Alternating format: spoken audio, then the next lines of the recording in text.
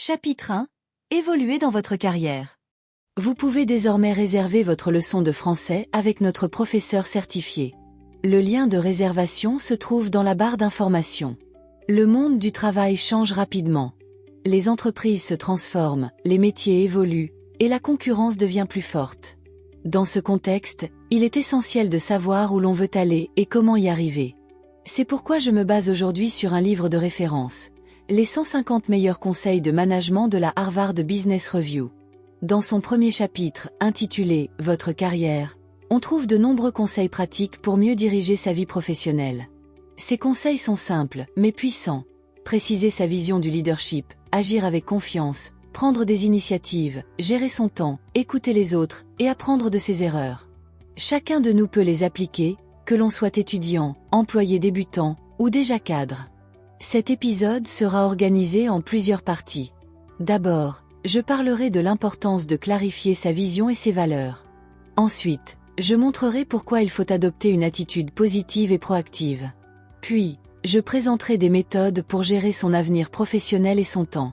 Enfin, je mettrai en avant les compétences relationnelles qui font la différence. Mon objectif est simple, vous donner des clés pour avancer dans votre carrière avec plus de confiance, de clarté et de motivation. Le premier conseil que nous donne ce livre est de préciser sa vision du leadership. Pourquoi ? Parce que, si vous ne savez pas où vous allez, vous ne pourrez pas guider les autres. Être leader, ce n'est pas seulement donner des ordres. C'est inspirer, motiver et donner une direction. La première étape est de réfléchir à ses propres valeurs. Cela peut paraître abstrait, mais c'est en réalité très concret. Les valeurs sont les principes qui nous guident. Par exemple, l'honnêteté, le respect, la créativité, ou encore le sens du service. Un bon exercice proposé par le livre est de se souvenir de 4 ou 5 moments importants de sa vie. Ces moments ont façonné la personne que nous sommes. Ils révèlent souvent nos valeurs profondes. Par exemple, si vous avez travaillé dur pour réussir vos études malgré des difficultés financières, peut-être que la persévérance est une de vos valeurs principales. Une fois vos valeurs identifiées, vous pouvez construire une vision du leadership. Cela veut dire répondre à des questions simples. Quel genre de leader voulez-vous être ? Quelle image voulez-vous donner à vos collègues ? Quelle contribution voulez-vous apporter d'ici 5 ou 10 ans ? Imaginons, vous êtes dans une entreprise et vous voulez devenir responsable d'équipe. Votre vision pourrait être « Je veux être un leader qui aide les autres à progresser et qui crée une ambiance de confiance ». Cette vision guidera vos décisions, vos choix, vos actions. Le livre conseille aussi de trouver une image forte et motivante. C'est comme une boussole intérieure. Par exemple, un PDG peut se dire « Mon rôle est d'être le capitaine d'un navire. Je dois garder le cap, même quand la mer est agitée. » Cette image aide à rester concentré dans les moments difficiles. Prenons l'exemple d'une jeune cadre qui vient d'entrer dans une grande entreprise. Elle peut choisir entre simplement faire son travail, ou bien construire une vision plus large. Je veux devenir un modèle de leadership féminin dans mon domaine. Cette vision lui donne de la motivation et du courage pour progresser. En résumé, clarifier sa vision et ses valeurs est essentiel pour 3 raisons. Cela permet de rester motivé même dans les moments difficiles. Cela aide à prendre de bonnes décisions. Cela inspire confiance aux autres, car les gens suivent plus facilement un leader qui sait où il va. Après avoir parlé de la vision et des valeurs, je voudrais insister sur une autre dimension essentielle.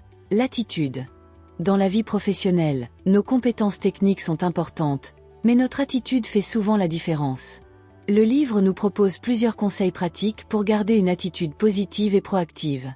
Souvent, nous avons des doutes, des peurs ou des inquiétudes. Par exemple, vous pensez que vos collègues ne vous respectent pas assez.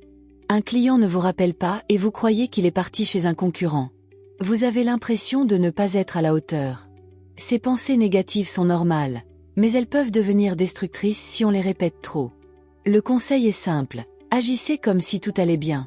Si vous voulez être respecté, comportez-vous comme une personne respectée. Si vous voulez inspirer confiance, parlez avec assurance.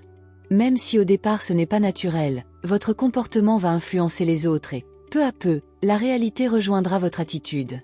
C'est une sorte de jeu mental qui peut transformer votre quotidien. Beaucoup de personnes attendent qu'on leur dise quoi faire. Elles respectent les règles, accomplissent les tâches, mais elles ne vont pas plus loin. Pourtant, dans une carrière, Ce sont ceux qui prennent des initiatives qui progressent le plus vite. Prendre une initiative, c'est lancer un petit projet pour améliorer un processus, proposer une nouvelle idée à son équipe, ou même organiser une activité qui aide les collègues. Cela ne veut pas dire désobéir ou ignorer son patron. Cela veut dire montrer que l'on a envie de contribuer, d'aller plus loin que le strict minimum. Une personne qui prend des initiatives devient rapidement visible et reconnue. On la considère comme quelqu'un de motivé et capable de leadership. Prendre des initiatives mène naturellement à plus de responsabilités. C'est une bonne chose. Beaucoup de jeunes employés pensent « Je n'ai pas assez de liberté, je ne peux pas décider ». Mais même sans être patron, il existe toujours des moyens d'élargir son rôle. Par exemple, un employé peut proposer d'animer une réunion, de former un collègue, ou de gérer une petite partie d'un projet. Cela demande un effort supplémentaire, mais cela crée aussi des opportunités. Quand on accepte plus de responsabilités, on apprend plus vite, on développe ses compétences, et on se prépare à de futurs postes de direction. Imaginons une employée dans un service de communication. Son travail officiel est d'écrire des rapports et de mettre à jour le site internet. Un jour, elle propose d'organiser une réunion mensuelle pour partager les meilleures pratiques de communication avec toute l'équipe. Cette initiative améliore l'ambiance, augmente l'efficacité, et montre qu'elle est capable d'être un leader. Quelques mois plus tard, son supérieur lui confie un projet plus important. C'est exactement comme cela que l'on construit une carrière proactive. Adopter une attitude positive et proactive apporte 3 avantages. Moins de stress, on arrête de subir les événements et on prend le contrôle. Plus de visibilité, les supérieurs remarquent ceux qui osent. Plus d'épanouissement, quand on agit, on se sent utile et motivé. Je peux vous dire que les employés qui se distinguent le plus ne sont pas toujours les plus brillants techniquement. Ce sont souvent ceux qui osent prendre des initiatives et qui gardent une énergie positive, même dans les moments difficiles. Une carrière ne se construit pas par hasard. Bien sûr, la chance joue parfois un rôle, mais ce sont surtout les choix personnels qui déterminent le chemin. Le livre insiste sur une idée importante. Chacun doit prendre son avenir professionnel en main. Un premier conseil est de garder des liens avec d'anciens collègues, d'anciens camarades de classe ou des contacts dans le même domaine. Ces relations sont précieuses, car elles permettent de mieux comprendre les tendances du marché et d'apprendre des autres.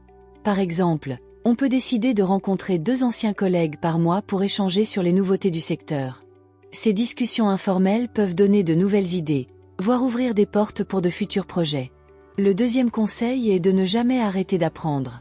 Beaucoup de personnes pensent qu'après l'université ou la formation initiale, l'essentiel est terminé.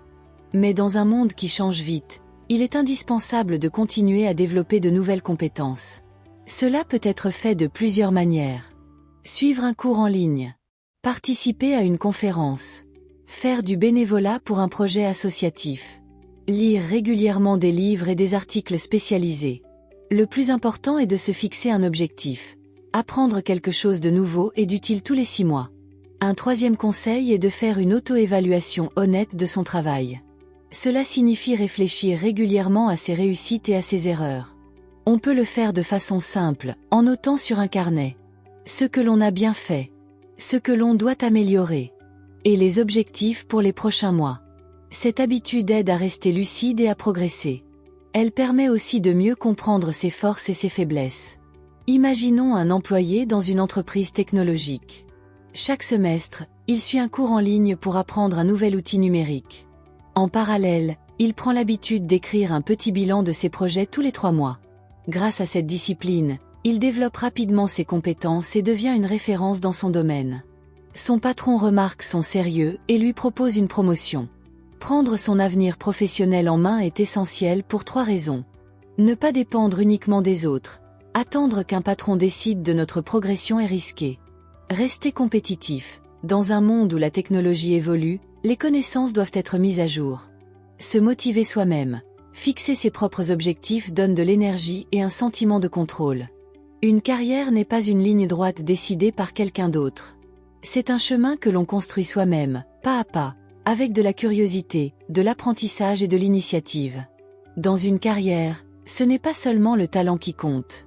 Ce n'est pas non plus le nombre d'heures passées au bureau. Ce qui fait la différence, c'est la capacité à bien gérer son temps et son énergie. Le livre propose plusieurs conseils pratiques pour éviter l'épuisement et rester efficace. La première chose à faire est d'apprendre à organiser son travail. Beaucoup de personnes font des listes interminables, mais sans hiérarchie. Résultat, elles se sentent toujours en retard. Une méthode simple est de choisir chaque jour la tâche la plus importante et de la faire en premier. Même si le reste de la journée est perturbé, au moins cette tâche essentielle sera accomplie. Une autre méthode est de regrouper les tâches similaires. Par exemple, répondre aux emails à un moment précis de la journée, au lieu d'ouvrir sa boîte toutes les 10 minutes. Cela permet de rester concentré et de gagner du temps. Beaucoup de travailleurs passent trop de temps sur des choses secondaires. Ils veulent que tout soit parfait, mais cela les empêche d'avancer. Le conseil est clair, concentrez-vous sur l'essentiel. Demandez-vous, est-ce que cette tâche me rapproche vraiment de mon objectif principal? Si la réponse est non, peut-être qu'il vaut mieux la simplifier ou même l'abandonner. Le temps est limité, mais l'énergie aussi. Pour rester efficace, il faut savoir la protéger. Le livre propose quelques règles simples. Prendre des pauses courtes mais régulières. Éviter les distractions quand on fait un travail important. Dire merci aux autres, car la gratitude donne de l'énergie positive. Consacrer plus de temps aux activités que l'on aime et moins à celles qui nous fatiguent. Ces habitudes paraissent petites, mais elles changent beaucoup sur le long terme. L'un des grands dangers dans une carrière est le burn-out, c'est-à-dire l'épuisement professionnel. Cela arrive quand on travaille trop longtemps sans pause, quand on veut tout contrôler, ou quand on ne délègue jamais. Pour l'éviter, il faut apprendre à lâcher prise. Déléguer certaines tâches. Accepter que tout ne soit pas parfait. Et résister à la tentation de tout faire soi-même. Un leader fatigué n'est pas efficace, et un employé épuisé finit par perdre sa motivation. Imaginons un cadre qui travaille dans une grande entreprise. Il avait l'habitude de répondre à ses emails jusqu'à minuit et de ne jamais prendre de vacances. Résultat, il était stressé, irritable et moins productif. Après avoir suivi les conseils du livre, il a changé sa méthode. Il commence chaque journée par la tâche la plus importante. Il prend une pause toutes les 2 heures. Et il a appris à déléguer certaines responsabilités à son équipe. En quelques semaines, il a retrouvé de l'énergie et son efficacité a augmenté. Gérer son temps et son énergie est crucial pour 3 raisons. Éviter la fatigue et le stress. Une carrière est longue, il faut préserver ses forces. Améliorer la productivité. En se concentrant sur l'essentiel, on obtient de meilleurs résultats. Rester motivé. Quand on garde un bon équilibre, le travail devient plus agréable. Une carrière ne se construit pas seule. Même si l'on est très compétent, on a toujours besoin des autres, collègues, supérieurs, clients, partenaires. C'est pourquoi il est essentiel de développer de bonnes compétences relationnelles. Le livre insiste sur 2 points importants, savoir écouter et savoir utiliser la critique pour progresser. Beaucoup de personnes croient qu'elles écoutent, mais en réalité elles se contentent d'attendre leur tour pour parler. Écouter vraiment, c'est se concentrer sur ce que dit l'autre. Essayez de comprendre son point de vue. Et observez aussi le langage non verbal, gestes, ton, attitude. Par exemple, lors d'une réunion, écouter activement permet de mieux comprendre les besoins de ses collègues et d'éviter des malentendus. Cela crée aussi une atmosphère de respect et de confiance. La critique fait peur. Personne n'aime entendre qu'il a fait une erreur ou que son idée n'est pas parfaite. Mais la critique constructive est une grande opportunité. Demander un retour sur son travail montre que l'on est ouvert et motivé à s'améliorer. Plutôt que de voir la critique comme une attaque, il faut la considérer comme un cadeau. C'est un moyen de progresser plus vite. Par exemple, un employé qui présente un projet peut demander « Qu'est-ce qui pourrait être amélioré selon vous ?» Cela lui permet d'obtenir des conseils précieux et de renforcer son projet. Écouter et accepter les critiques aide à créer des relations solides avec les autres. Quand on montre qu'on respecte l'opinion des collègues, ils nous respectent davantage en retour. La confiance est la base de toute coopération réussie. Une personne qui inspire confiance obtient plus facilement du soutien, des informations et des opportunités. Imaginons une jeune ingénieure qui commence dans une entreprise. Au début, elle hésite à demander des retours, par peur d'être jugée. Un jour, elle décide de présenter son travail à ses collègues et de leur demander leurs avis. Elle découvre que certains points pouvaient être améliorés. En suivant leurs conseils, elle améliore son projet et gagne le respect de l'équipe. Grâce à cette attitude, elle devient rapidement une collaboratrice appréciée. Développer des compétences relationnelles est indispensable pour 3 raisons. Mieux travailler en équipe. Un bon climat de communication augmente l'efficacité. Progresser plus vite. Grâce au retour, on corrige ses erreurs rapidement. Construire une bonne réputation. Les personnes respectueuses et ouvertes sont toujours mieux considérées dans le monde du travail.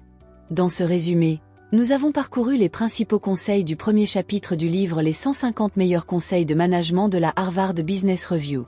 Ce chapitre, intitulé Votre carrière, nous invite à réfléchir à la manière de construire notre parcours professionnel. Nous avons vu qu'il est important de clarifier sa vision et ses valeurs, pour savoir où l'on va. Adopter une attitude positive et proactive, pour transformer les difficultés en opportunités. Prendre en main son avenir professionnel, en apprenant sans cesse et en s'auto-évaluant. Gérer son temps et son énergie, pour éviter l'épuisement et rester efficace. Et enfin développer des compétences relationnelles, pour créer des relations de confiance et progresser avec les autres. Tous ces conseils sont simples, mais puissants. Ils ne demandent pas de talent particulier, mais de la discipline, de la volonté et de la constance. Le message principal est clair. Chacun peut être acteur de sa carrière. Il ne faut pas attendre que les opportunités tombent du ciel. Il faut les provoquer, les préparer et les saisir. Pour terminer, je vous invite à réfléchir à votre propre parcours. Quelle est votre vision? Quelles sont vos valeurs? Quels petits pas pouvez-vous faire dès aujourd'hui pour avancer vers vos objectifs? Souvenez-vous, une carrière n'est pas un hasard. C'est une construction, pierre par pierre, jour après jour. Merci de m'avoir écouté. Si vous avez apprécié ce contenu, n'hésitez pas à le partager autour de vous et à nous faire part de vos réflexions dans les commentaires. À très bientôt. Chapitre 2. Organisation d'entreprise. Une entreprise, quelle que soit sa taille, ne peut pas fonctionner sans organisation. Une bonne organisation, c'est comme le squelette d'un corps humain, elle soutient l'ensemble, donne une forme et permet de bouger efficacement. Au contraire, une organisation confuse ou mal définie entraîne des erreurs, des pertes de temps et beaucoup de frustration. Le chapitre 3 du livre Les 150 meilleurs conseils de management de la Harvard Business Review, intitulé « Votre organisation », nous explique comment améliorer le fonctionnement interne d'une entreprise. L'idée principale est simple, une organisation claire, efficace et humaine permet à tous les membres de mieux travailler ensemble et de réussir. Dans ce chapitre, nous allons développer 5 grands axes. D'abord, il faut mettre en place une structure claire. Ensuite, il est nécessaire d'améliorer les processus internes. Puis, il faut favoriser la circulation de l'information. Après cela, il est important d'encourager la flexibilité et l'adaptation. Enfin, il faut placer les personnes au centre de l'organisation. L'objectif est de montrer que l'organisation n'est pas seulement une question de règles ou de hiérarchie. C'est surtout une manière de rendre le travail plus fluide, plus efficace et plus motivant pour tous. La première étape d'une bonne organisation est la clarté de la structure. Sans règles précises et sans rôle défini, les employés ne savent pas ce qu'ils doivent faire. Cela crée de la confusion et des conflits. Chaque personne doit savoir exactement quelles sont ses missions. Cela ne signifie pas être enfermé dans une tâche unique, mais connaître son domaine principal de responsabilité. Exemple, dans une entreprise, le service commercial s'occupe de vendre, le service logistique s'occupe de livrer, et le service comptabilité gère les factures. Quand les rôles sont clairs, chacun peut travailler efficacement sans empiéter sur le travail des autres. Un problème fréquent dans les organisations est le chevauchement des tâches. 2 personnes font le même travail, ou une tâche est oubliée car chacun pense que l'autre va la réaliser. La solution est de bien répartir les responsabilités et de les écrire noir sur blanc. Ainsi, tout le monde sait qui fait quoi, et les erreurs diminuent. Une hiérarchie claire ne signifie pas autoritarisme. Cela signifie simplement que chacun sait à qui il doit rendre des comptes et à qui il peut poser ses questions. Une chaîne hiérarchique bien définie évite les confusions et permet de résoudre les problèmes plus rapidement. Imaginons une petite entreprise de restauration. Au début, tout le monde fait un peu de tout, servir, cuisiner, nettoyer, gérer les commandes. Mais rapidement, le désordre s'installe. Certains plats ne sont pas préparés, les clients attendent trop longtemps, et personne ne sait qui doit passer les commandes aux fournisseurs. Le gérant décide alors de clarifier la structure, une personne responsable de la cuisine, une autre des achats, une autre du service. Résultat, l'organisation devient plus fluide et les clients sont satisfaits. Mettre en place une structure claire est essentiel car cela évite les malentendus. Cela augmente l'efficacité du travail. Cela crée un climat plus serein dans l'entreprise. Une organisation efficace ne repose pas seulement sur une bonne structure. Elle dépend aussi des processus internes, c'est-à-dire la manière dont le travail est réalisé au quotidien. Si les processus sont trop compliqués ou mal adaptés, l'entreprise perd du temps, de l'argent et de l'énergie. Dans beaucoup d'entreprises, les employés se plaignent de la bureaucratie, formulaires interminables, autorisations multiples, validations trop longues. Ces procédures ralentissent le travail et découragent les équipes. Un bon manager doit chercher à simplifier les étapes inutiles et à garder seulement celles qui sont vraiment nécessaires. Exemple, au lieu de demander 3 signatures pour valider une dépense, une seule approbation peut suffire dans certains cas. Avec le temps, les entreprises accumulent des habitudes de travail qui ne servent plus à rien. Parfois, on continue à produire un rapport que personne ne lit, ou à organiser une réunion qui ne sert plus à grand-chose. Il est important de régulièrement se poser la question, cette tâche apporte-t-elle vraiment de la valeur? Si la réponse est non, mieux vaut l'abandonner. Certaines tâches répétitives peuvent être automatisées grâce à des logiciels, comme l'envoi de factures ou la gestion des stocks. D'autres peuvent être déléguées à des personnes plus disponibles ou mieux placées pour les accomplir. L'objectif est de libérer du temps pour les activités plus importantes, comme l'innovation ou la relation avec les clients. Imaginons une entreprise de transport. Chaque semaine, les chauffeurs doivent remplir à la main un long formulaire papier sur leur trajet.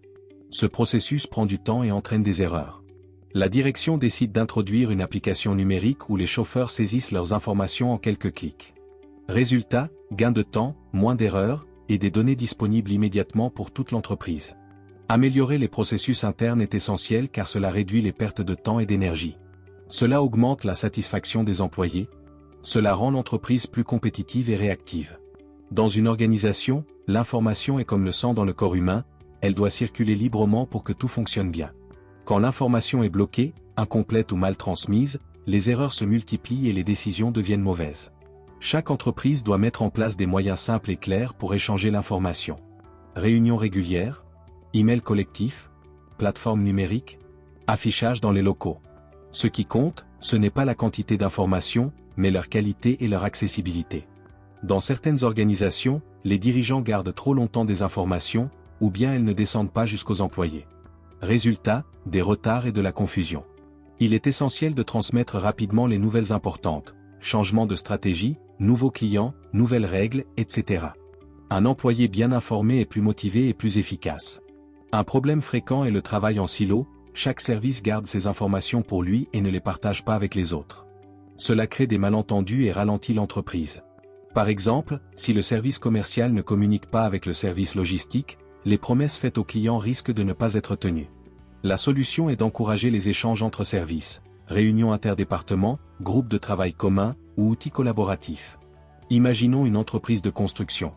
Le service technique commence les travaux sans savoir que le service administratif n'a pas encore obtenu toutes les autorisations légales.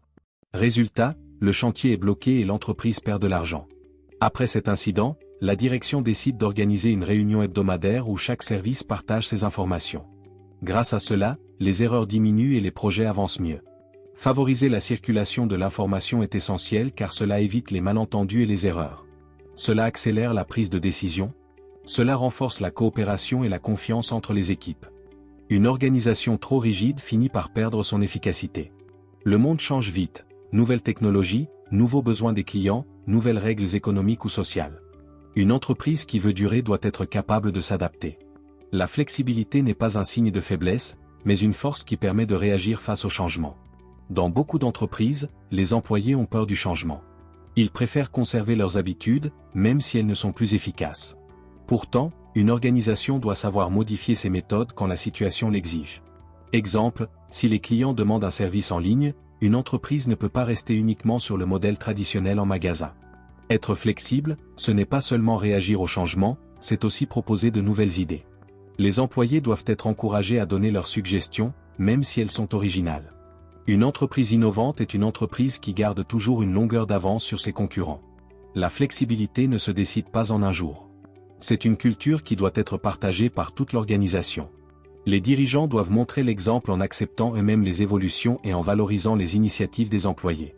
Une culture ouverte au changement donne confiance aux équipes et les aide à accepter les nouveautés plus facilement. Imaginons une entreprise de librairie. Pendant longtemps, elle vend uniquement en magasin. Mais avec l'arrivée d'Internet, les ventes baissent. La direction décide alors de créer un site de vente en ligne et de proposer la livraison à domicile. Certains employés étaient sceptiques, mais après quelques mois, les résultats sont positifs. L'entreprise retrouve des clients et développe son activité. Encourager la flexibilité et l'adaptation est essentiel car cela permet de réagir rapidement face aux crises. Cela ouvre la voie à l'innovation et à de nouvelles opportunités. Cela renforce la compétitivité et la survie de l'organisation. Une organisation ne peut pas réussir sans les personnes qui y travaillent. Les processus, la technologie et les stratégies sont importants, mais ce sont toujours les individus qui font avancer une entreprise. C'est pourquoi il est essentiel de placer les employés au cœur de l'organisation. Chaque employé possède des qualités particulières. Certains sont créatifs, d'autres organisés, d'autres encore excellents dans la relation avec les clients. Une organisation efficace doit reconnaître ses talents et leur donner un rôle adapté. Quand un employé sent que ses compétences sont utiles, il est plus motivé et plus fidèle à l'entreprise. Il ne suffit pas de demander des résultats. Il faut aussi donner les outils nécessaires. Des formations pour progresser, des ressources matérielles suffisantes, un environnement de travail agréable. Quand les employés disposent des bons moyens, ils peuvent exprimer tout leur potentiel. Une organisation centrée sur les personnes doit favoriser un climat positif, respect, écoute, soutien mutuel. Quand les employés se sentent respectés et écoutés, ils donnent davantage d'énergie à leur travail. De plus, la coopération devient naturelle et les conflits diminuent. Imaginons une entreprise de service. Le directeur décide de mettre en place des formations régulières pour développer les compétences de ses employés. Il organise aussi des réunions où chacun peut donner son avis sur l'organisation du travail. Peu à peu, les employés se sentent valorisés, prennent plus d'initiatives et proposent des idées nouvelles. L'entreprise devient plus efficace et plus innovante. Placer les personnes au centre de l'organisation est essentiel car ce sont elles qui créent la valeur réelle de l'entreprise. Elles apportent motivation, créativité et énergie. Une organisation humaine attire et garde les meilleurs talents. Dans ce chapitre sur l'organisation, nous avons vu que la réussite d'une entreprise dépend autant de sa structure que de ses valeurs. D'abord, il est nécessaire de mettre en place une structure claire, pour éviter la confusion et renforcer l'efficacité. Ensuite, il faut améliorer les processus internes, en éliminant les tâches inutiles et en simplifiant les procédures. Puis, il est essentiel de favoriser la circulation de l'information, pour éviter les malentendus et renforcer la coopération. En quatrième lieu, il faut encourager la flexibilité et l'adaptation, afin de rester compétitif dans un monde en constant changement.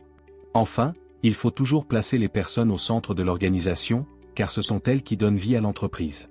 Ces principes sont simples mais puissants.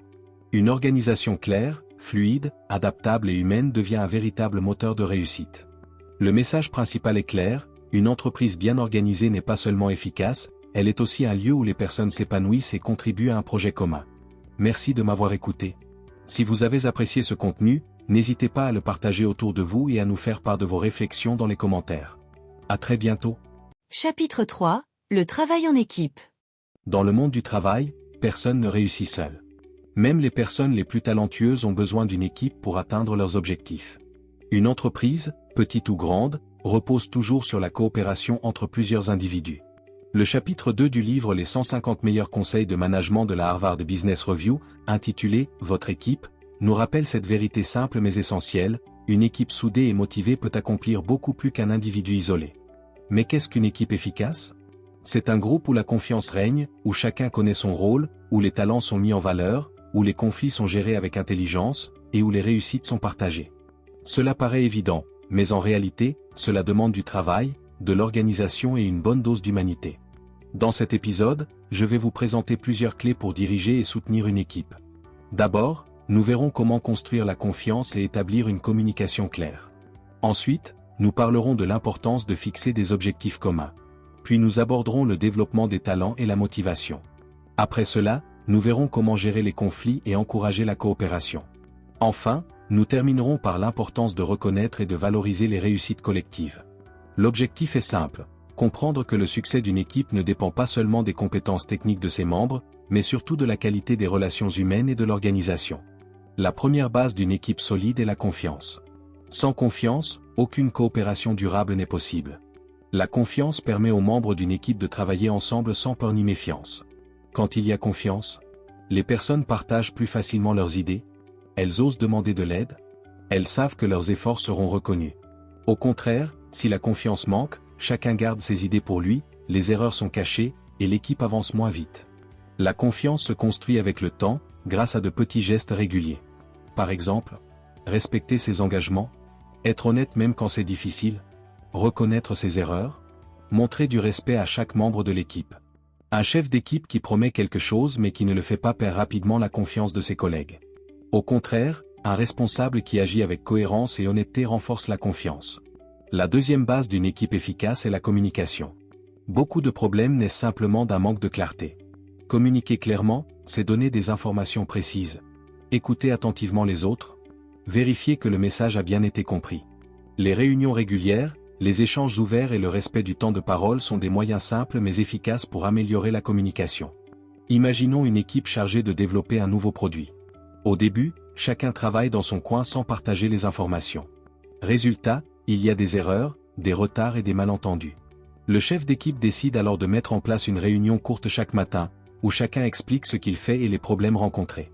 Peu à peu, la confiance s'installe, les membres osent poser des questions, et la communication devient fluide. L'équipe devient plus efficace et motivée. Une équipe efficace n'est pas seulement un groupe de personnes qui travaillent côte à côte. C'est un groupe qui avance dans la même direction, vers un but partagé. Pour cela, il est indispensable de fixer des objectifs communs. Chaque équipe doit savoir pourquoi elle existe. La mission est comme un phare qui guide les actions de tous les membres. Si la mission est claire, chacun comprend l'utilité de son travail. Si la mission est floue, chacun agit pour soi et les résultats sont désordonnés. Par exemple, la mission d'une équipe de vente peut être « augmenter la satisfaction des clients et développer les ventes dans notre région ». Cette phrase simple donne une direction commune. Une fois la mission définie, il est nécessaire d'attribuer à chacun un rôle clair. Dans une équipe de football, chaque joueur connaît sa position, attaquant, défenseur, gardien. Si deux joueurs essaient de jouer le même rôle, c'est le chaos. Au travail, c'est la même chose. Si les rôles sont mal définis, certaines tâches sont faites deux fois. D'autres tâches sont oubliées, et des tensions apparaissent. Donner des responsabilités claires permet d'éviter ces problèmes et de renforcer l'efficacité. Un bon objectif doit être précis et mesurable. Dire « améliorer la communication » est trop vague. Dire « organiser une réunion hebdomadaire de 30 minutes avec l'équipe » est beaucoup plus clair. Les objectifs mesurables permettent aussi d'évaluer les progrès. Cela motive les membres, car ils voient les résultats de leurs efforts. Prenons une équipe chargée d'organiser un événement culturel. Au départ, chacun a une idée différente. Certains pensent à la musique, d'autres au théâtre, d'autres encore à la gastronomie. Le responsable réunit tout le monde et définit une mission claire, organiser un festival de musique pour 2000 personnes en juin. Ensuite, il attribue des rôles, communication, logistique, finance, partenariat. Enfin, il fixe des objectifs précis, trouver 10 sponsors, vendre 1500 billets avant la fin du mois de mai, etc. Grâce à cette organisation, l'équipe travaille dans la même direction et atteint son but. Fixer des objectifs communs est essentiel pour 3 raisons.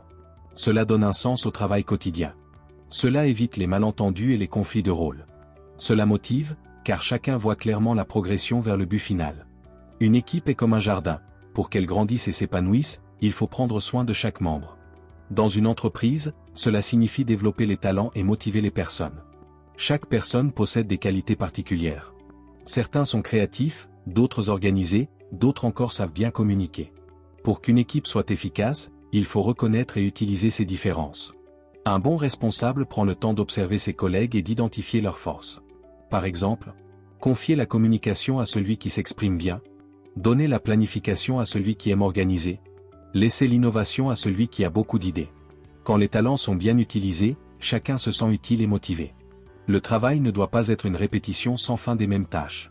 Les personnes ont besoin de progresser, d'apprendre et de se développer. Cela peut se faire en proposant des formations, en confiant de nouvelles responsabilités, en permettant de participer à différents projets. Quand une personne sent qu'elle progresse, elle donne plus d'énergie à son travail et reste fidèle à l'équipe. L'un des plus grands moteurs de motivation est la reconnaissance. Il ne s'agit pas seulement d'argent ou de promotion, mais aussi de simples gestes. Dire merci, féliciter pour un bon travail, souligner publiquement les réussites. Un mot d'encouragement peut parfois motiver plus qu'une prime. Les membres de l'équipe veulent sentir que leurs efforts sont vus et appréciés.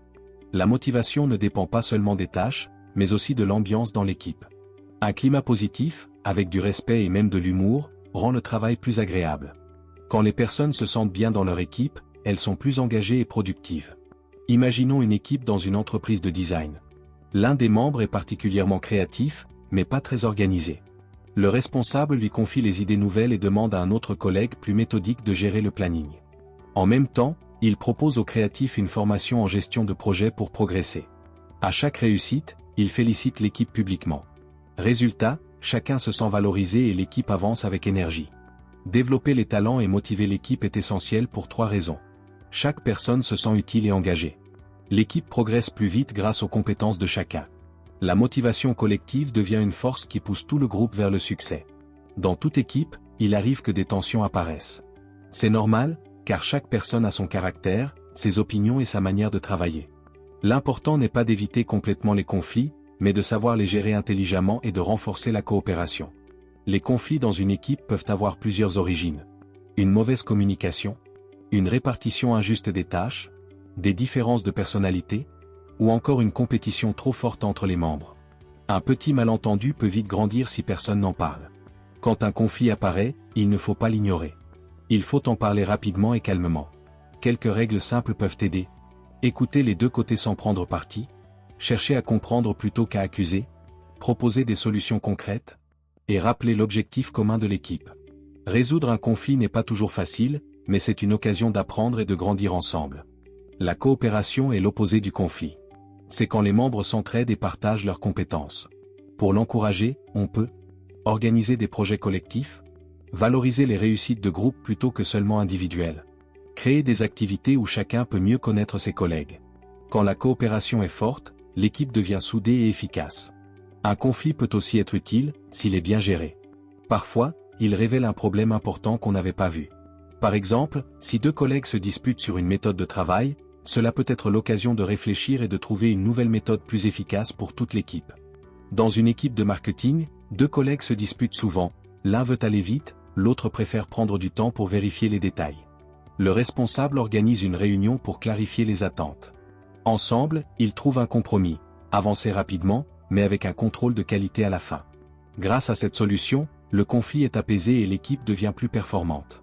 Gérer les conflits et encourager la coopération est essentiel pour 3 raisons. Cela évite que de petites tensions deviennent de gros problèmes. Cela renforce l'esprit d'équipe et la solidarité. Cela transforme les différences en forces complémentaires. Le dernier élément essentiel d'une équipe efficace est la reconnaissance des réussites. Une équipe qui atteint ses objectifs a besoin de célébrer ses victoires, grandes ou petites. Cela renforce la motivation et l'unité du groupe. Quand une équipe réussit un projet, il est important de marquer le coup. Cela peut être une réunion spéciale, un message de félicitations ou même un petit moment convivial. Célébrer les succès montre que le travail accompli est reconnu et apprécié. Cela donne envie de continuer et de s'engager encore plus dans les projets suivants. Le feedback est un retour sur le travail réalisé. Souvent, on parle des erreurs à corriger, mais il est tout aussi important de parler des points positifs. Un retour positif peut être très simple. Bravo, ton rapport était clair et bien structuré, ou merci pour ton aide, tu as permis de terminer le projet dans les temps. Ces petits mots renforcent la confiance et l'envie de progresser. La reconnaissance ne doit pas venir seulement du chef d'équipe. Chaque membre peut apprendre à reconnaître le travail des autres. Dans une équipe où chacun remercie et félicite ses collègues, l'ambiance est plus chaleureuse et plus motivante. Cela devient une culture partagée, tout le monde se soutient et se valorise. Imaginons une équipe qui vient de terminer un projet informatique important. Au lieu de passer immédiatement au projet suivant, le responsable organise un déjeuner pour remercier tout le monde. Pendant ce repas, il souligne les efforts particuliers de chacun, la rigueur d'un développeur, la créativité d'un designer, la patience d'un testeur. Cette reconnaissance collective et individuelle renforce la fierté de l'équipe et sa cohésion. Valoriser les réussites collectives est essentiel pour 3 raisons. Cela renforce la motivation et l'énergie de l'équipe. Cela crée une ambiance positive et encourageante. Cela donne envie aux membres de rester fidèles et impliqués dans le groupe.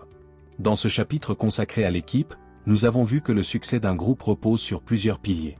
D'abord, il faut construire la confiance et une communication claire. Sans cela, aucune collaboration durable n'est possible. Ensuite, il est nécessaire de fixer des objectifs communs, afin que chacun avance dans la même direction.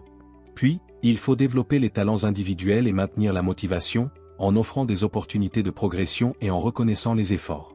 En 4e lieu, il est important de gérer les conflits avec intelligence et de renforcer la coopération, car les différences peuvent devenir des forces. Enfin, il ne faut pas oublier de valoriser les réussites collectives, pour créer une culture de reconnaissance et de fierté. Ces principes sont simples, mais puissants. Ils peuvent transformer un groupe de personnes ordinaires en une équipe extraordinaire. Le message est clair, une équipe bien dirigée, où chacun se sent respecté, reconnu et motivé, peut accomplir beaucoup plus qu'un individu seul. Pour finir, je vous invite à réfléchir à vos propres expériences d'équipe. Avez-vous déjà ressenti la force d'un groupe soudé? Quels gestes simples pourriez-vous appliquer, dès aujourd'hui, pour renforcer la confiance, la coopération et la reconnaissance dans vos équipes? N'oublions pas, le succès d'une entreprise repose sur la force de ses équipes. Et une équipe soudée peut accomplir de grandes choses. Merci de m'avoir écouté. Si vous avez apprécié ce contenu, n'hésitez pas à le partager autour de vous et à nous faire part de vos réflexions dans les commentaires. À très bientôt. Chapitre 4. Votre communication. Dans la vie professionnelle, la communication est essentielle. Une bonne communication permet de travailler efficacement, d'éviter les malentendus et de renforcer les relations entre collègues. Au contraire, une communication mauvaise ou insuffisante crée des conflits, des erreurs et de la méfiance. Le chapitre 4 du livre Les 150 meilleurs conseils de management de la Harvard Business Review, intitulé « Votre communication », nous donne plusieurs conseils pratiques pour mieux s'exprimer, mieux écouter et mieux convaincre. Ces conseils ne sont pas réservés aux dirigeants. Tout le monde dans une entreprise peut en bénéficier. L'idée principale est simple, la communication est une compétence qui s'apprend. En travaillant sur la clarté, l'écoute, les retours constructifs et la gestion des conflits, chacun peut progresser et devenir plus efficace dans son travail. Dans cet exposé, nous allons voir 5 grands axes. D'abord, nous verrons les bases d'une communication réussie. Ensuite, nous parlerons de l'importance de l'écoute active. Puis, nous expliquerons comment donner et recevoir des retours utiles. Après cela, nous verrons comment bien communiquer dans des situations difficiles. Enfin, nous montrerons comment inspirer confiance et motiver grâce à une bonne communication. L'objectif est de comprendre que la communication n'est pas seulement un échange de mots, mais un outil puissant pour construire des relations solides, résoudre des problèmes et motiver les autres. La communication n'est pas seulement parler, c'est aussi transmettre un message clair et compréhensible. Beaucoup de problèmes dans les entreprises viennent d'un manque de clarté. Une bonne communication commence par des phrases simples et précises. Inutile d'utiliser des mots compliqués ou des phrases trop longues. Un message clair est un message compris rapidement. On ne parle pas de la même manière à un collègue, à un client ou à un supérieur. Adapter son vocabulaire et son ton permet de mieux se faire comprendre et de montrer du respect. Avant de terminer une conversation, il est utile de vérifier que le message a bien été compris. On peut poser une question comme « Est-ce que c'est clair ?» ou demander à l'autre de reformuler. Cela évite les erreurs et les confusions. Imaginons une réunion où le responsable demande simplement « Il faut que le rapport soit prêt rapidement ». Mais le mot « rapidement » est vague, pour certains, cela signifie demain, pour d'autres la semaine prochaine. Résultat, le rapport est en retard. Si le responsable avait dit « Le rapport doit être terminé jeudi à 14 h », le message aurait été clair et le problème évité. Les bases d'une bonne communication sont essentielles car elles évitent les erreurs. Elles montrent du respect pour les autres. Elles renforcent la confiance et l'efficacité au travail. On pense souvent que bien communiquer signifie bien parler. Mais en réalité, une grande partie de la communication repose sur l'écoute. Écouter ne veut pas dire seulement entendre les mots, mais comprendre le message, les émotions et les intentions de l'autre. C'est ce qu'on appelle l'écoute active. Écouter activement, c'est donner toute son attention à la personne qui parle. Regarder dans les yeux, hocher la tête, ne pas interrompre et montrer qu'on comprend. Quand on écoute avec attention, l'autre se sent respecté et pris au sérieux. Cela renforce la confiance et améliore les relations de travail. Parfois, le message n'est pas totalement clair. Il est alors utile de poser des questions simples pour vérifier la compréhension. Exemple, tu veux dire que le projet doit être terminé vendredi, c'est bien ça? Ces petites vérifications évitent les malentendus et montrent que l'on s'intéresse réellement au message de l'autre. Écouter activement, c'est aussi reconnaître la valeur des idées de l'autre. Même si l'on n'est pas d'accord, il est important de montrer qu'on a compris. On peut dire par exemple, je comprends ton point de vue, même si je ne partage pas ton avis. Cela favorise le dialogue et ouvre la porte à des solutions communes. Imaginons une équipe qui travaille sur un projet. Un employé a une idée originale, mais son responsable ne l'écoute pas vraiment et passe à autre chose. L'employé se sent ignoré et perd sa motivation. Dans une autre équipe, le responsable écoute attentivement, pose des questions, puis explique pourquoi l'idée sera ou non retenue. Dans ce cas, même si l'idée n'est pas appliquée, l'employé se sent respecté et reste motivé. L'art d'écouter est essentiel car il renforce la confiance et le respect.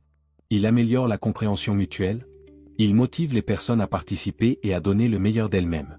Dans une organisation, les retours, qu'on appelle aussi feedback, sont essentiels. Ils permettent de progresser, de corriger ses erreurs et de renforcer la motivation. Mais pour être utiles, les retours doivent être donnés et reçus de la bonne manière. Un employé qui ne reçoit jamais de retour ne sait pas si son travail est apprécié ou non. Cela peut créer du doute et de la démotivation. À l'inverse, un feedback régulier aide chacun à s'améliorer et à se sentir reconnu. Il est donc important que les managers prennent le temps de donner des retours, et que les collègues s'en donnent aussi entre eux. Un bon retour doit être précis, respectueux et orienté vers l'amélioration. Il faut éviter les critiques vagues comme « ton travail n'est pas bon ». Il vaut mieux dire « ton rapport est intéressant, mais il serait encore plus clair si tu ajoutais un résumé à la fin ». Ainsi, la personne comprend ce qu'elle doit améliorer, sans se sentir attaquée. Recevoir un retour n'est pas toujours facile, surtout s'il est négatif. Mais il faut apprendre à ne pas le prendre comme une attaque personnelle. Au contraire, un feedback est une occasion de progresser. Un employé peut répondre « Merci pour ton retour, je vais essayer de m'améliorer ». Cette attitude positive crée un climat de confiance. Imaginons un jeune employé qui présente un projet. Son responsable lui dit « C'est trop faible ». L'employé se décourage et n'ose plus proposer d'idées. Dans une autre entreprise, le responsable dit « Ton idée est intéressante, mais pour convaincre davantage, tu pourrais ajouter plus d'exemples concrets ». Dans ce cas, l'employé comprend ce qu'il doit améliorer et garde sa motivation. Donner et recevoir des retours est essentiel car cela aide à progresser et à développer ses compétences. Cela renforce la confiance et la coopération. Cela valorise le travail de chacun et motive à continuer. Dans la vie professionnelle, il existe toujours des situations où la communication devient compliquée. Cela peut être un conflit entre collègues, un désaccord avec un supérieur ou encore une négociation tendue avec un client. Dans ces cas, savoir bien communiquer est une compétence essentielle. Quand un conflit éclate, la colère et l'agressivité ne font qu'aggraver la situation. Il est préférable de garder son calme et d'essayer de comprendre l'autre. Exemple, au lieu de dire « tu ne fais jamais ton travail », on peut dire « j'ai remarqué que certaines tâches n'ont pas été terminées, pouvons-nous en discuter ?» Cette manière plus calme ouvre la porte au dialogue. Dans une discussion difficile, on cherche souvent à convaincre l'autre. Mais convaincre ne veut pas dire imposer son avis. Il faut présenter ses arguments avec respect et écouter les arguments de l'autre. Un bon communicant sait chercher un compromis qui respecte les deux parties. Dire oui à tout n'est pas une bonne stratégie. Il est parfois nécessaire d'exprimer un désaccord. Mais il faut le faire avec diplomatie. Par exemple, on peut dire « Je comprends ton point de vue, mais je pense que nous devrions essayer une autre approche ». Ainsi, on exprime son opinion sans blesser l'autre. Imaginons deux collègues qui doivent travailler ensemble. L'un veut avancer vite, l'autre préfère prendre plus de temps pour vérifier les détails. Au lieu de se disputer, ils décident d'en parler calmement. Ils trouvent une solution, avancer rapidement sur une partie du projet et vérifier en détail une autre partie. Grâce à une bonne communication, le conflit est transformé en coopération. Communiquer en situation difficile est essentiel car cela permet de résoudre les conflits sans violence. Cela renforce la coopération et le respect mutuel. Cela évite que les petits problèmes deviennent de grands blocages. La communication n'est pas seulement un outil pour donner des informations. Elle peut aussi être utilisée pour inspirer confiance et motiver les autres. Dans une entreprise, un leader efficace est souvent quelqu'un qui sait parler avec conviction et encourager ses équipes. Quand on communique, les mots sont importants, mais le ton de la voix, les gestes et l'attitude le sont tout autant. Un discours dit avec enthousiasme motive beaucoup plus qu'un discours monotone. De même, un sourire ou un regard franc peuvent renforcer la confiance. Les mots ont un grand pouvoir. Dire à un collègue « tu fais du bon travail » ou « je suis fier de ton effort » peut donner beaucoup d'énergie et de motivation. Au contraire, des mots négatifs démotivent rapidement. C'est pourquoi il est essentiel d'utiliser un langage positif et encourageant. La communication doit toujours être basée sur le respect. Quand les employés sentent que leurs idées sont écoutées et que leur travail est reconnu, ils font davantage confiance à leur manager et à leurs collègues. Un climat de confiance rend les équipes plus unies et plus productives. Imaginons une équipe qui traverse une période difficile avec un projet en retard. Le responsable pourrait se fâcher et critiquer tout le monde. Mais au lieu de cela, il choisit de dire « Je sais que ce projet est compliqué, mais je crois en vos capacités. Ensemble, nous allons trouver une solution. » Grâce à ces mots positifs, l'équipe retrouve de la motivation et réussit à terminer le projet. Inspirer confiance et motiver par la communication est essentiel car cela renforce la cohésion des équipes, cela donne de l'énergie et de la motivation, cela transforme un simple groupe en une véritable équipe. La communication est au cœur de la réussite professionnelle et collective. Elle ne se limite pas à parler, c'est un art qui combine clarté, écoute, respect et motivation. Nous avons vu que pour bien communiquer, il faut d'abord maîtriser les bases, parler clairement, adapter son langage et éviter les malentendus. Ensuite, il est essentiel de pratiquer l'écoute active, car écouter est aussi important que parler. Nous avons également compris l'importance de donner et recevoir des retours de manière constructive, afin de progresser sans décourager. Dans les situations difficiles, la communication doit être utilisée pour calmer, convaincre et trouver des compromis. Enfin, nous avons vu que la communication peut être un formidable outil pour inspirer confiance et motiver les autres.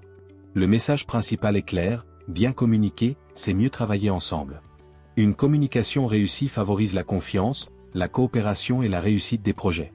Apprendre à mieux communiquer, c'est donc non seulement améliorer sa vie professionnelle, mais aussi enrichir sa vie personnelle, car la communication est au cœur de toutes nos relations humaines. Merci de m'avoir écouté. Si vous avez apprécié ce contenu, n'hésitez pas à le partager autour de vous et à nous faire part de vos réflexions dans les commentaires. À très bientôt. Chapitre 5.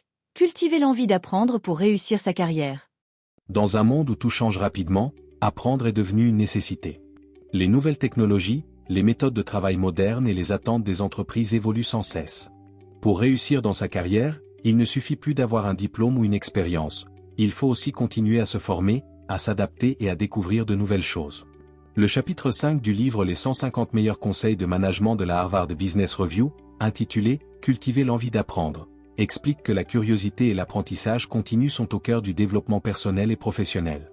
L'auteur montre que les personnes qui gardent cette envie d'apprendre restent motivées, confiantes et capables d'affronter les changements avec sérénité. Apprendre ne signifie pas seulement suivre des cours ou lire des livres. Cela veut dire aussi observer, poser des questions, écouter les autres et tirer des leçons de chaque expérience. C'est un état d'esprit qui permet de grandir chaque jour. Dans cet épisode, nous verrons d'abord pourquoi l'apprentissage est un moteur essentiel de réussite personnelle et professionnelle. Ensuite, nous analyserons les obstacles qui freinent parfois cette envie d'apprendre et comment les surmonter. Enfin, nous découvrirons comment chacun peut entretenir la curiosité et apprendre au quotidien, dans sa vie et dans son travail. L'objectif de cette vidéo est de montrer que l'apprentissage est une force. Il aide non seulement à progresser dans sa carrière, mais aussi à mieux se connaître et à s'ouvrir au monde. Apprendre n'est pas seulement une activité réservée aux étudiants ou aux jeunes. C'est un processus continu qui accompagne toute la vie. Dans le monde du travail d'aujourd'hui, les connaissances évoluent vite et les métiers changent constamment. Ainsi, continuer à apprendre est devenu indispensable pour progresser et réussir. Le monde professionnel se transforme à grande vitesse. Les progrès technologiques, la mondialisation et les nouvelles méthodes de travail obligent chacun à s'adapter. Un employé qui ne met pas à jour ses compétences risque d'être rapidement dépassé. Apprendre continuellement, c'est rester ouvert au changement et prêt à découvrir de nouvelles idées. Par exemple, un comptable doit apprendre à utiliser de nouveaux logiciels, un professeur doit intégrer les outils numériques, et un entrepreneur doit comprendre les nouvelles tendances du marché. L'apprentissage continu permet donc de rester compétitif et de mieux comprendre les transformations du monde. Apprendre ne sert pas seulement à acquérir des compétences techniques. Cela aide aussi à renforcer la confiance en soi. Quand une personne découvre qu'elle est capable d'apprendre quelque chose de nouveau, elle se sent plus forte et plus sûre d'elle. De plus, l'apprentissage stimule la créativité. En découvrant de nouvelles idées, on apprend à réfléchir autrement et à trouver des solutions originales. Par exemple, un manager qui suit une formation en communication pourra gérer son équipe de manière plus humaine et efficace. Ainsi, apprendre rend plus autonome, plus confiant et plus créatif. L'apprentissage ne profite pas seulement à la carrière, il enrichit aussi la vie personnelle. Découvrir un nouveau domaine, lire un livre inspirant ou apprendre une nouvelle langue apporte du plaisir et de la satisfaction. Apprendre, c'est nourrir sa curiosité, se sentir vivant et progresser. Même en dehors du travail, cette envie d'apprendre donne du sens à la vie. Elle permet d'évoluer, de mieux se comprendre et d'avoir une vision plus large du monde. Par exemple, une personne qui apprend la photographie ou la musique ne le fait pas pour son emploi, mais pour son épanouissement personnel. Cet équilibre entre apprentissage professionnel et personnel rend la vie plus riche et plus motivante. Imaginons une employée qui travaille depuis 10 ans dans la même entreprise.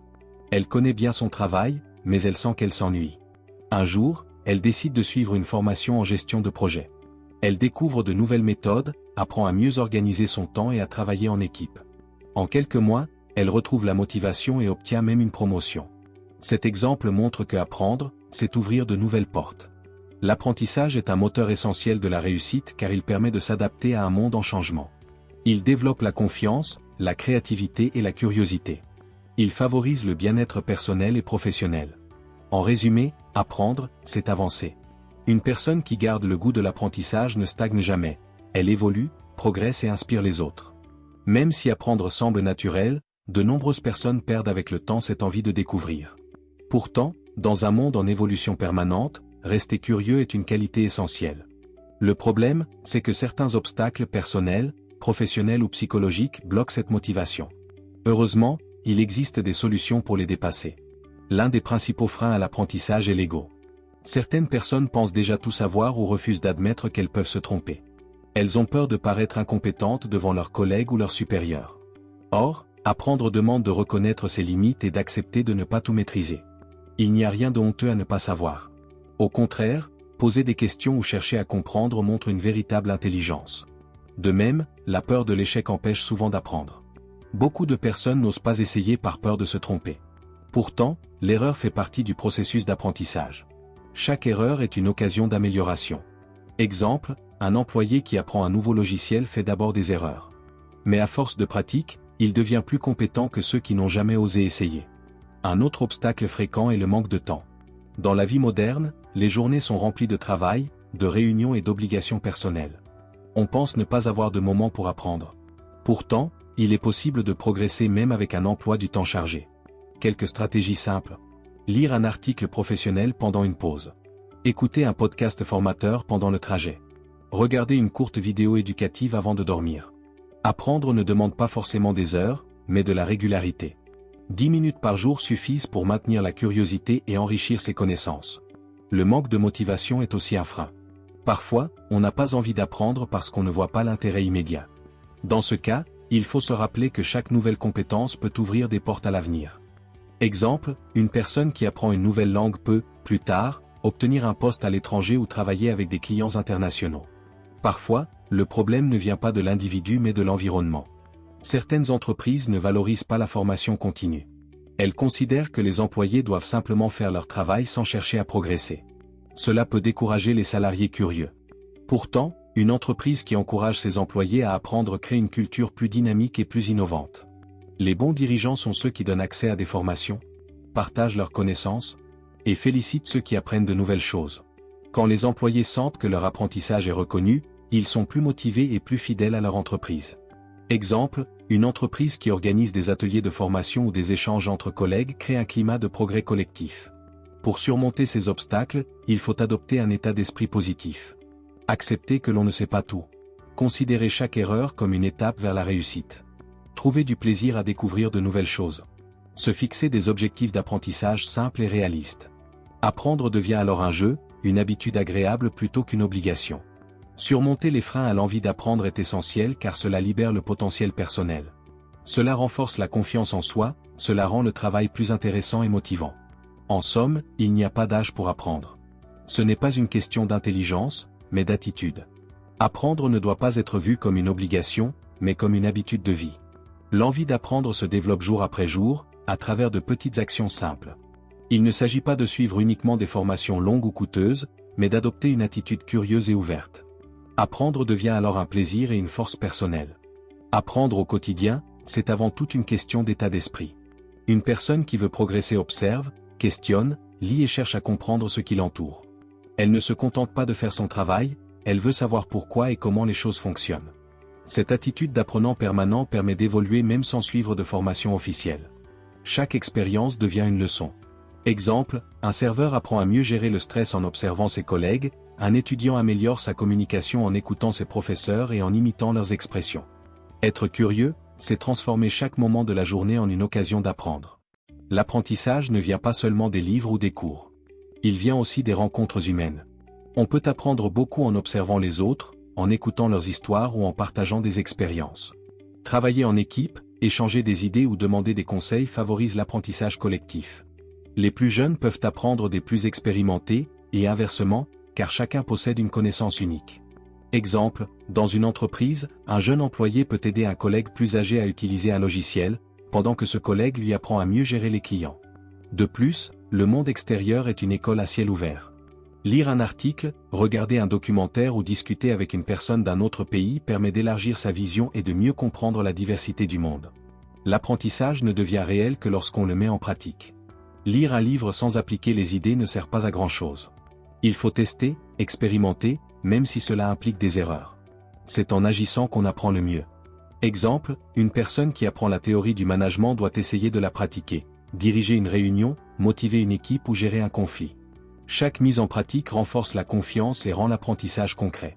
En appliquant ce qu'on apprend, on découvre aussi ce qui fonctionne ou non, et on progresse encore plus. Pour entretenir le goût d'apprendre, il est important de créer autour de soi un environnement qui le favorise. Cela peut être un lieu calme pour lire ou réfléchir, des amis ou collègues curieux avec qui échanger, ou même un espace numérique où l'on suit des formations en ligne. Aujourd'hui, grâce à Internet, les possibilités d'apprendre sont immenses, vidéos éducatives, podcasts, cours gratuits, forums, etc. Il suffit de choisir des contenus adaptés à ses besoins et à son rythme. Développer et entretenir l'envie d'apprendre au quotidien est essentiel car cela permet de rester motivé et ouvert d'esprit. Cela améliore les compétences personnelles et professionnelles. Cela rend la vie plus riche et plus intéressante. Une personne qui apprend en continu reste curieuse, adaptable et confiante. Elle avance toujours, même dans les périodes de changement ou d'incertitude. Apprendre est une aventure qui ne s'arrête jamais. Tout au long de notre vie, nous découvrons, nous changeons et nous grandissons grâce à nos expériences. Ce chapitre de la Harvard Business Review nous rappelle que l'apprentissage n'est pas seulement une nécessité pour progresser dans sa carrière, mais aussi une manière d'enrichir sa vie. Nous avons vu que l'envie d'apprendre est un moteur puissant. Elle aide à s'adapter aux changements du monde du travail, à développer la confiance en soi et à trouver de nouvelles idées. Pourtant, cette envie peut être freinée par la peur de l'échec, le manque de temps ou un environnement peu motivant. Pour la garder vivante, il faut apprendre à surmonter ces obstacles et à voir l'erreur comme une étape normale du progrès. Nous avons également compris que l'apprentissage ne se limite pas aux cours ou aux diplômes. Il se trouve partout, dans les discussions, dans les lectures, dans les expériences quotidiennes. Apprendre, c'est observer, écouter, tester et s'ouvrir aux autres. Enfin, entretenir la curiosité, c'est entretenir la jeunesse de l'esprit. Une personne qui continue à apprendre reste dynamique, créative et capable de se réinventer. Le message principal est donc simple, apprendre, c'est avancer. Cultiver l'envie d'apprendre, c'est construire chaque jour une version meilleure de soi-même et préparer un avenir plus riche, plus libre et plus épanoui. Merci de m'avoir écouté. Si vous avez apprécié ce contenu, n'hésitez pas à le partager autour de vous et à nous faire part de vos réflexions dans les commentaires. À très bientôt.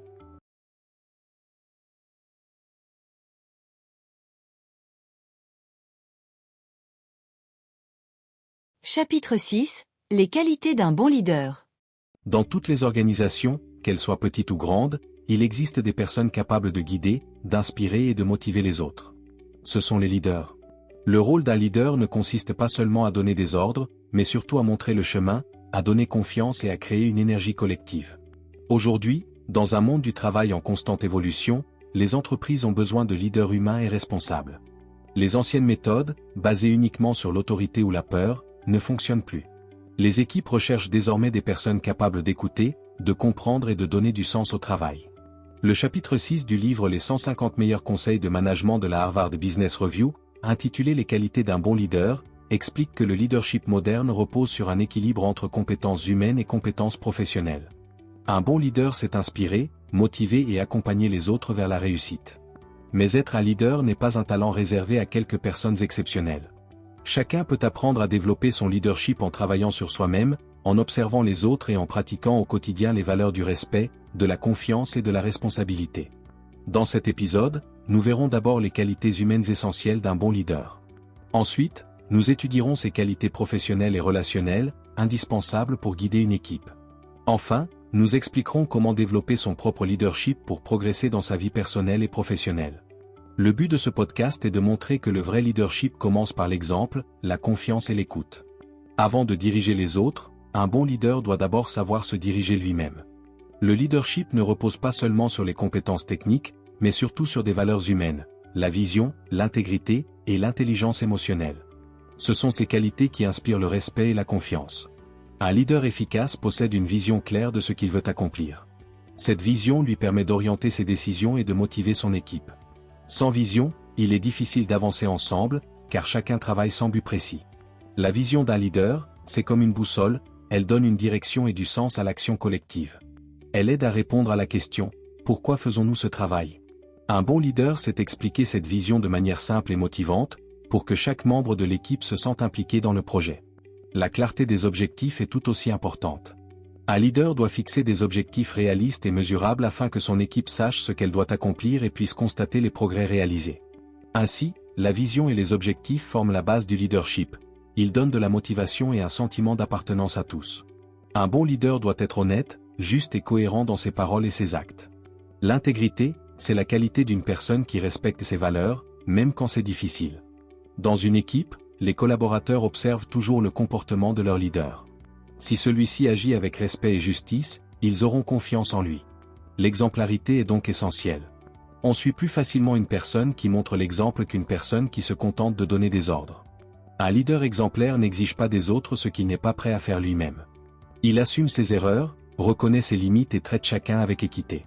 Cette attitude inspire naturellement la loyauté et le respect.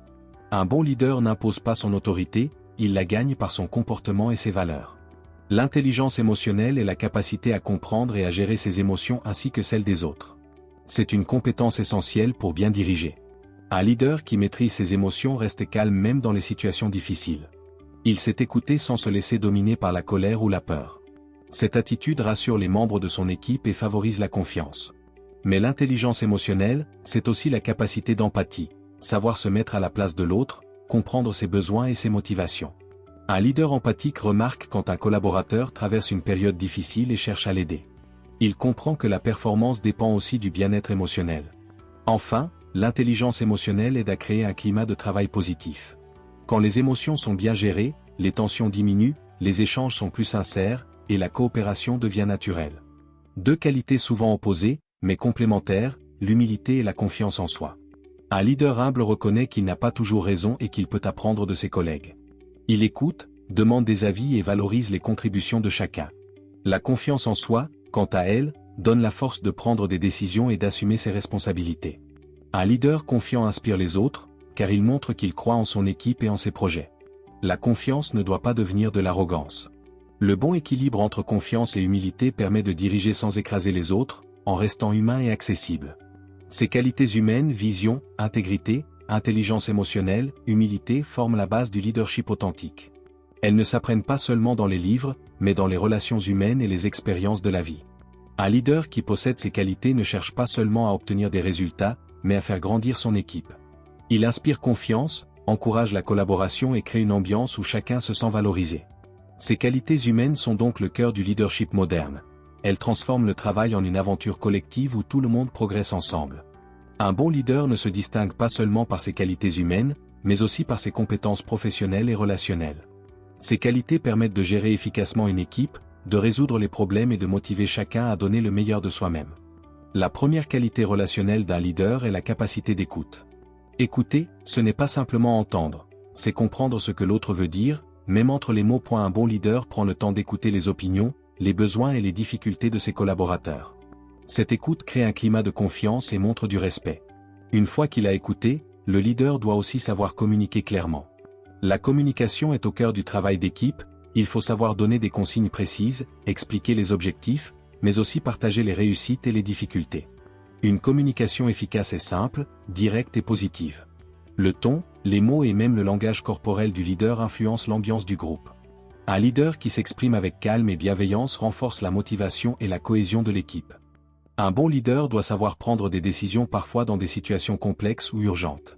Décider, c'est choisir une direction et l'assumer. Cela demande du courage et de la confiance. Un leader hésitant ou qui change d'avis trop souvent peut créer de la confusion.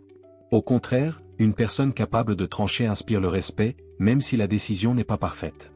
Être leader, ce n'est pas seulement décider, c'est aussi assumer la responsabilité de ses choix et de ceux de son équipe. Un vrai leader ne rejette pas la faute sur les autres, il analyse les erreurs pour en tirer des leçons. Cette attitude crée une culture de progrès, où chacun ose essayer sans peur d'être jugé. Prendre des décisions responsables signifie aussi penser à l'intérêt collectif. Un bon leader ne cherche pas le succès personnel, mais la réussite de son équipe. Motiver une équipe, c'est l'une des missions les plus importantes du leadership. Un leader doit savoir donner du sens au travail. Quand les collaborateurs comprennent pourquoi ils font quelque chose, ils sont plus impliqués et enthousiastes. La motivation passe aussi par la reconnaissance. Il est essentiel de féliciter les efforts, même petits, et de montrer de la gratitude. Un simple merci ou un compliment sincère peut avoir un grand effet sur la motivation. Un bon leader sait également valoriser les talents. Chaque personne a des qualités particulières, et le leader doit les identifier pour confier à chacun des missions adaptées. En reconnaissant les forces de ses collaborateurs, il renforce leur confiance et les pousse à se dépasser. Motiver, c'est aussi savoir encourager en cas de difficulté. Au lieu de critiquer, le leader aide à trouver des solutions et soutient ses collègues. Dans toute équipe, il peut y avoir des tensions, des malentendus ou des désaccords. Le rôle du leader est alors d'être un médiateur, c'est-à-dire une personne capable d'écouter toutes les parties et de trouver un compromis. La gestion des conflits demande du calme, de la patience et beaucoup de respect. Un leader ne doit pas prendre parti sans comprendre la situation.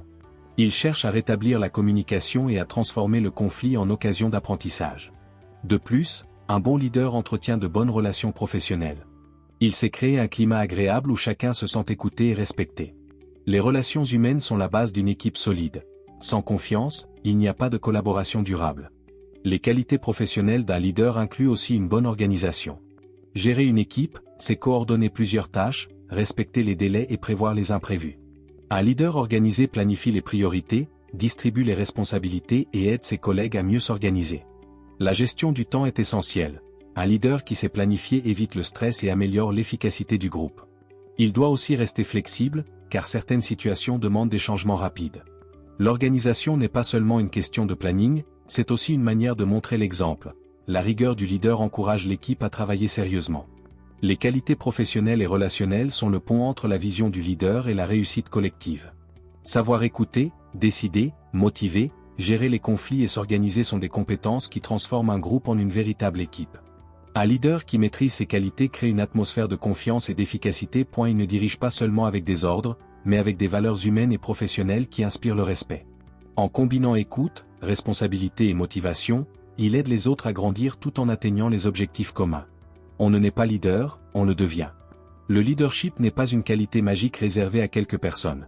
C'est une compétence que chacun peut apprendre et développer avec le temps, l'expérience et la volonté. Pour cela, il faut travailler sur 3 aspects essentiels: la connaissance de soi, l'apprentissage auprès des autres, et la pratique quotidienne du leadership. Le premier pas vers un bon leadership est la connaissance de soi. Avant de diriger les autres, il faut savoir qui l'on est, quelles sont nos forces, nos faiblesses et nos valeurs. Cette connaissance permet de mieux comprendre nos réactions et d'agir avec plus de cohérence. Un leader qui se connaît bien gère mieux le stress, prend de meilleures décisions et reste fidèle à ses principes. Il ne cherche pas à imiter quelqu'un d'autre, mais à être authentique. Se connaître soi-même, c'est aussi savoir écouter les retours des autres.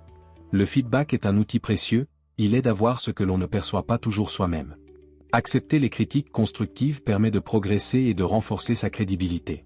Enfin, cette démarche personnelle développe la confiance en soi, une base essentielle pour guider les autres sans arrogance.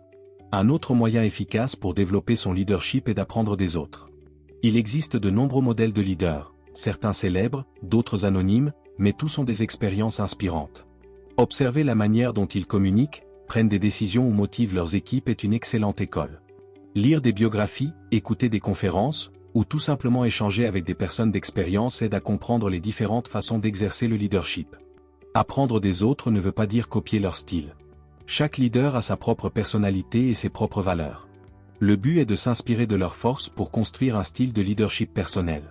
Les bons leaders sont aussi souvent de grands mentors. Ils accompagnent les autres et partagent leur savoir. Apprendre à devenir mentor à son tour est une étape importante du développement du leadership. Le leadership ne se limite pas au poste de direction. Il peut se pratiquer partout, dans les petites actions du quotidien. Prendre une initiative dans un groupe, aider un collègue, résoudre un problème avec calme, ou proposer une nouvelle idée pour améliorer le travail. Chaque situation est une occasion de développer ses compétences de leader. Pratiquer le leadership au quotidien, c'est aussi savoir prendre des responsabilités. Il ne s'agit pas seulement de donner des ordres, mais d'être actif, de s'impliquer et de montrer l'exemple. Le vrai leadership se construit dans l'action, pas seulement dans la théorie. Chaque expérience, qu'elle soit un succès ou un échec, permet de progresser et d'affirmer son rôle de leader. Un bon leader ne cesse jamais d'apprendre. Il reste curieux, ouvert d'esprit et à l'écoute des changements. Le monde évolue rapidement, et un leader doit savoir s'adapter aux nouvelles technologies, aux nouveaux modes de travail et aux besoins de ses équipes. La curiosité intellectuelle aide à trouver des idées innovantes et à comprendre les points de vue différents. Un leader qui apprend inspire les autres à faire de même. Ainsi, apprendre et diriger sont 2 actions qui vont toujours ensemble. Diriger sans apprendre, c'est risquer de stagner. Apprendre sans partager, c'est manquer de vision. Le leadership se développe aussi par l'attitude. Un leader positif donne de l'énergie à son entourage. Même dans les moments difficiles, il garde le moral et encourage son équipe à continuer.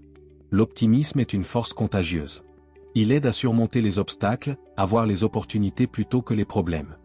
Un leader inspirant montre que chaque difficulté peut être transformée en expérience utile.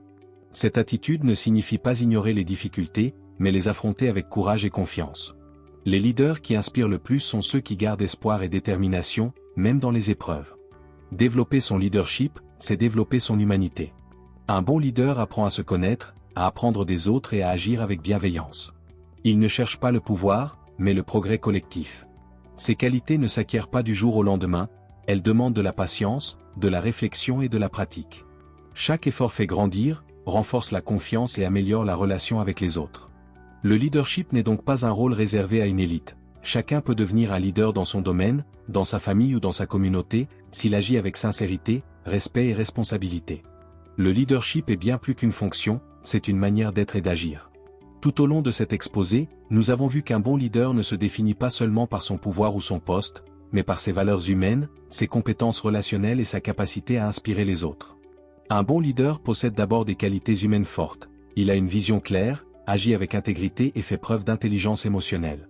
Ces qualités créent la confiance et le respect, qui sont les bases de toute collaboration réussie. Ensuite, un leader doit savoir communiquer, écouter, motiver et prendre des décisions justes. Ses compétences professionnelles et relationnelles lui permettent de créer une équipe unie, où chacun se sent utile et valorisé. Le leadership n'est pas inné. Il se développe avec le temps, grâce à la connaissance de soi, à l'observation des autres et à la pratique quotidienne. Un leader apprend de ses erreurs, reste curieux et garde une attitude positive, même face aux difficultés. Dans un monde du travail de plus en plus complexe et changeant, les entreprises ont besoin de leaders humains et responsables. Des personnes capables non seulement de diriger, mais aussi d'écouter, d'encourager et d'inspirer. Finalement, être un bon leader, c'est savoir faire grandir les autres tout en grandissant soi-même. Le leadership véritable ne repose pas sur l'autorité, mais sur la confiance, la bienveillance et l'exemple. Merci de m'avoir écouté. Si vous avez apprécié ce contenu, n'hésitez pas à le partager autour de vous et à nous faire part de vos réflexions dans les commentaires. À très bientôt.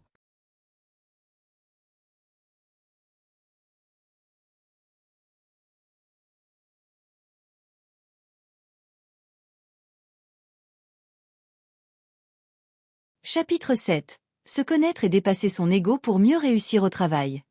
Dans le monde professionnel, chacun cherche à donner le meilleur de soi-même, à être reconnu pour ses compétences et à réussir. Cependant, il arrive parfois que cette recherche de réussite personnelle devienne un piège, celui de l'ego. Le moi, c'est l'image que nous avons de nous-mêmes, notre fierté, notre statut, notre importance. S'il est nécessaire d'avoir confiance en soi, un excès d'ego peut au contraire freiner la réussite. Le chapitre 8 du livre Les 150 meilleurs conseils de management de la Harvard Business Review, intitulé « Arrêtez de vous cacher derrière votre moi », explique que beaucoup de professionnels sans s'en rendre compte, se laissent dominer par leur orgueil ou leur besoin d'avoir raison. Cette attitude empêche d'écouter, d'apprendre et de coopérer efficacement avec les autres. Apprendre à dépasser son ego, c'est donc un travail de connaissance de soi. Cela signifie reconnaître ses erreurs, accepter la critique et savoir travailler avec humilité. Être conscient de ses limites ne rend pas faible, au contraire, cela permet de progresser et de créer des relations plus authentiques. Dans cette vidéo, nous verrons d'abord comment l'ego peut devenir un obstacle dans la vie professionnelle. Ensuite, nous apprendrons à comprendre comment le dépasser grâce à l'humilité et à l'intelligence émotionnelle. Enfin, nous découvrirons comment transformer le moi en une force positive au service de la réussite collective. Le vrai progrès ne consiste pas à paraître supérieur, mais à grandir avec les autres. Avant de chercher à dépasser son ego, il est important de comprendre ce qu'il représente vraiment. Dans la vie professionnelle, le moi est à la fois une force et un risque. Il peut donner confiance, mais aussi créer des blocages. Cette première partie nous aidera à mieux comprendre comment l'ego influence notre comportement au travail, et pourquoi il est essentiel de savoir le maîtriser.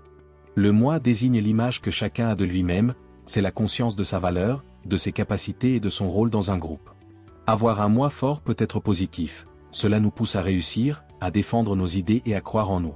Cependant, lorsque le moi devient trop présent, il se transforme en ego, c'est-à-dire une vision exagérée de soi-même. Dans le monde du travail, cet ego se manifeste souvent par la recherche de reconnaissance, le besoin d'avoir raison ou la peur d'être jugé.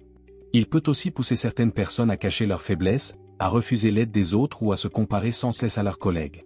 Le moi fait partie de notre identité, mais il ne doit pas nous dominer. Savoir qui l'on est, c'est une force. Vouloir prouver constamment sa valeur, c'est une faiblesse. L'ego devient un obstacle dès qu'il bloque la communication, la coopération ou l'apprentissage. Dans une équipe, une personne trop centrée sur elle-même aura du mal à écouter les autres ou à accepter la critique. Elle cherchera toujours à imposer ses idées, même si elles ne sont pas les meilleures pour le groupe. L'ego excessif empêche aussi d'apprendre. Quand on pense tout savoir, on ne progresse plus. Les conseils sont perçus comme des attaques, les erreurs sont niées, et les réussites deviennent des occasions d'autosatisfaction plutôt que d'amélioration. Sur le plan émotionnel, l'ego provoque souvent de la tension. Une personne dominée par son ego réagit mal aux remarques, se sent vite blessée ou menacée. Cela crée des relations professionnelles fragiles, parfois même des conflits. Enfin, l'ego nuit à la performance collective. Dans une équipe, chacun doit pouvoir s'exprimer librement et être entendu. Si une personne cherche à tout contrôler ou à briller seule, le travail d'équipe perd de sa valeur. Il est parfois difficile de reconnaître qu'on agit sous l'influence de son ego. Pourtant, certains signes permettent de l'identifier. Refus de reconnaître ses erreurs, une personne dominée par son ego justifie toujours ses fautes ou rejette la responsabilité sur les autres.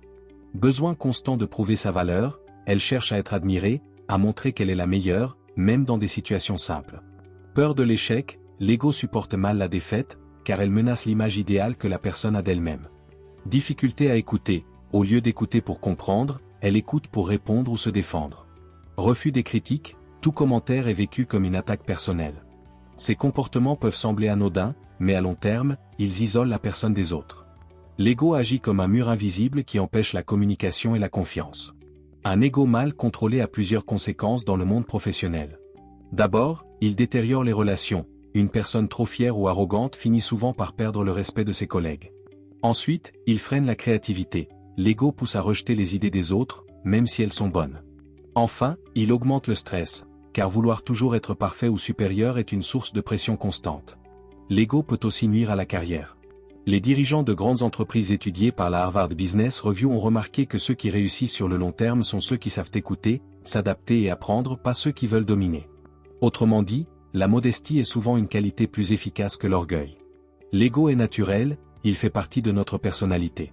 Depuis l'enfance, on nous apprend à réussir, à être les meilleurs, à éviter l'échec.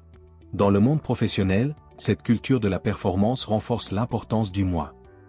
Beaucoup de personnes pensent que montrer leur faiblesse serait un signe d'incompétence. En réalité, reconnaître ses limites demande du courage. Cela ne veut pas dire être faible, mais être conscient de soi. Accepter ses erreurs, demander de l'aide ou avouer qu'on ne sait pas tout, ce sont des gestes d'humilité qui ouvrent la voie au progrès. Se détacher de son ego, c'est donc un apprentissage. Il faut apprendre à se connaître, à observer ses réactions et à changer peu à peu ses habitudes. Reconnaître la présence de son ego n'est pas une critique, c'est une prise de conscience. Tout le monde, même les personnes les plus modestes, possèdent un ego. La différence, c'est la manière dont on le gère. Le premier pas vers le dépassement de l'ego est de comprendre ses mécanismes. Pourquoi ai-je besoin d'avoir raison? Pourquoi est-ce que la critique me dérange? Pourquoi ai-je peur d'échouer? Ces questions simples aident à mieux se comprendre et à progresser. Le moi n'est donc pas un ennemi, mais un maître exigeant, il faut l'écouter sans le laisser nous diriger. Apprendre à le maîtriser, c'est retrouver la liberté d'agir avec sincérité, sans masque ni peur. Savoir que l'on a un ego est une première étape, mais le plus important est d'apprendre à le maîtriser. Se détacher de son ego ne veut pas dire le détruire, mais le rendre plus équilibré. C'est un travail personnel, lent et parfois difficile, mais essentiel pour évoluer professionnellement et humainement. Dans cette partie, nous verrons comment y parvenir à travers 3 attitudes fondamentales: accepter la critique, pratiquer l'humilité et développer son intelligence émotionnelle. L'un des plus grands signes d'un ego fort est la difficulté à accepter la critique. Beaucoup de personnes perçoivent les remarques comme des attaques, alors qu'elles peuvent être une source d'apprentissage précieuse. Savoir écouter un retour, qu'il soit positif ou négatif, est une compétence essentielle dans la vie professionnelle. Le feedback, ou retour d'expérience, permet de mieux comprendre nos forces et nos faiblesses. Un manager qui écoute les critiques de ses collègues ou de ses employés montre qu'il est ouvert et capable d'évoluer. Cette ouverture renforce la confiance et crée un environnement de travail plus sain. Apprendre à recevoir un commentaire sans se sentir blessé, c'est apprendre à distinguer la personne du comportement. La critique ne remet pas en cause notre valeur, mais seulement une action ou une décision précise. En acceptant les remarques avec calme, on montre de la maturité et on progresse plus vite. Ainsi, au lieu de fuir les critiques, il faut apprendre à les accueillir comme des opportunités d'amélioration. C'est une étape clé pour se libérer du contrôle de l'ego. L'humilité est souvent mal comprise. Beaucoup pensent qu'être humble, c'est manquer de confiance en soi ou se rabaisser. Cependant, en réalité, l'humilité est une forme de force intérieure. c'est la capacité à reconnaître ce que l'on sait, mais aussi ce que l'on ignore. Un professionnel humble n'a pas peur de dire « je ne sais pas », car il sait que personne ne peut tout connaître. Il accepte l'idée que d'autres puissent être meilleurs que lui dans certains domaines. Cette attitude favorise l'apprentissage, la coopération et la paix au sein d'une équipe. L'humilité permet aussi de laisser de la place aux autres. Un leader humble ne cherche pas à être au centre de tout, mais à valoriser les membres de son équipe. Il reconnaît leur réussite, partage les félicitations et assume les responsabilités en cas d'échec. Selon la Harvard Business Review, les dirigeants les plus respectés sont souvent ceux qui montrent de la modestie. Ils inspirent la confiance, car ils ne cherchent pas à briller seuls, mais à faire briller les autres. Être humble, c'est donc comprendre que la réussite n'est pas un jeu de compétition, mais un effort collectif. L'intelligence émotionnelle est la capacité à reconnaître, comprendre et gérer ses émotions et celles des autres. Elle joue un rôle essentiel dans la maîtrise de l'ego. En effet, une personne qui sait identifier ses émotions réagit avec plus de calme et d'équilibre.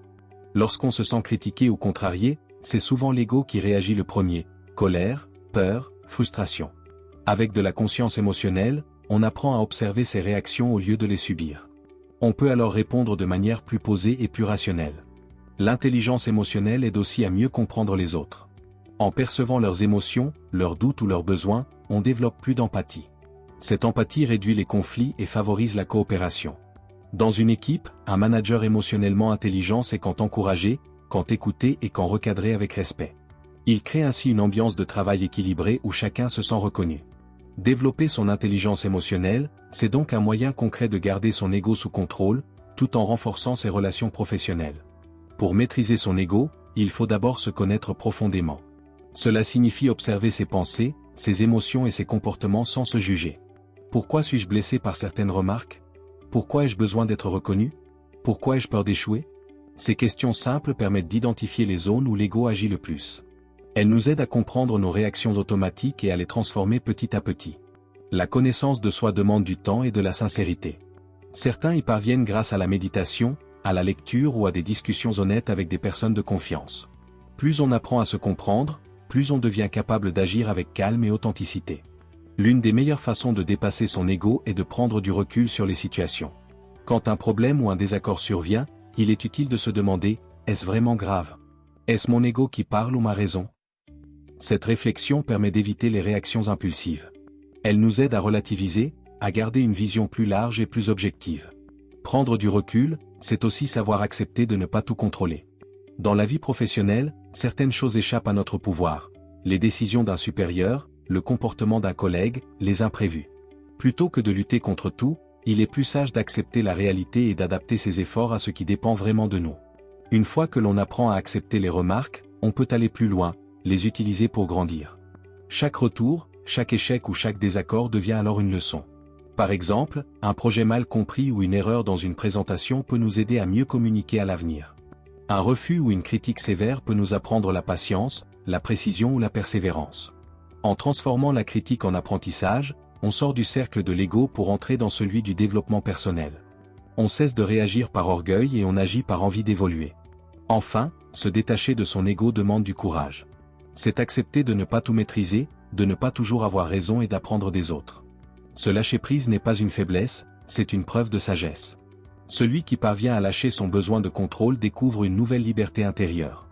Il agit non plus pour impressionner, mais pour contribuer. Il ne cherche plus à paraître parfait, mais à devenir meilleur. Apprendre à se détacher de son ego, c'est donc choisir la croissance plutôt que la perfection, et l'ouverture plutôt que la défense. C'est un chemin vers plus de paix, d'équilibre et d'efficacité dans le travail comme dans la vie. Une fois que l'on a compris ce qu'est l'ego et appris à le maîtriser, il est possible d'en faire une force constructive. Le but n'est pas de supprimer totalement le moi, mais de le transformer en un moteur positif, capable de soutenir la confiance, la motivation et le travail collectif. Cette dernière partie montre comment utiliser son ego de manière équilibrée pour grandir professionnellement et humainement. La confiance en soi est une qualité essentielle dans le monde du travail. Sans elle, il est difficile de s'exprimer, de prendre des initiatives ou de défendre ses idées. Cependant, il existe une différence importante entre la confiance et l'orgueil. La confiance saine repose sur la conscience de ses compétences, mais aussi de ses limites. Une personne confiante sait ce qu'elle vaut, sans avoir besoin de le prouver en permanence. Elle reste ouverte aux autres et n'a pas peur d'apprendre. À l'inverse, l'orgueil ferme les portes, il empêche d'écouter, d'admettre ses erreurs et de progresser. Trop d'ego conduit souvent à la solitude professionnelle, car personne n'aime travailler avec quelqu'un qui veut toujours avoir raison. Cultiver une confiance équilibrée, c'est accepter ses réussites sans se vanter, et reconnaître ses erreurs sans se rabaisser. C'est aussi savoir que chaque expérience, même difficile, nous aide à devenir plus forts. Ainsi, la confiance devient une énergie positive qui soutient nos actions, au lieu d'un mur qui nous sépare des autres. Le travail moderne repose de plus en plus sur la collaboration. Dans une équipe, le succès ne vient pas d'une seule personne, mais du groupe tout entier. Pourtant, beaucoup de professionnels continuent à se concentrer sur leur image personnelle, leur statut ou leur récompense. Transformer son ego, c'est apprendre à mettre en avant le collectif avant soi-même. Cela ne signifie pas disparaître dans le groupe, mais comprendre que la réussite commune rend chacun plus fort. Un leader intelligent sait que le rôle d'un chef n'est pas d'être admiré, mais de faire grandir les autres.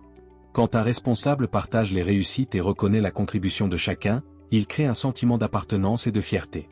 De plus, travailler dans un esprit d'équipe permet d'apprendre plus vite. Chaque collègue a des compétences différentes. En les valorisant, on enrichit le groupe et on progresse soi-même.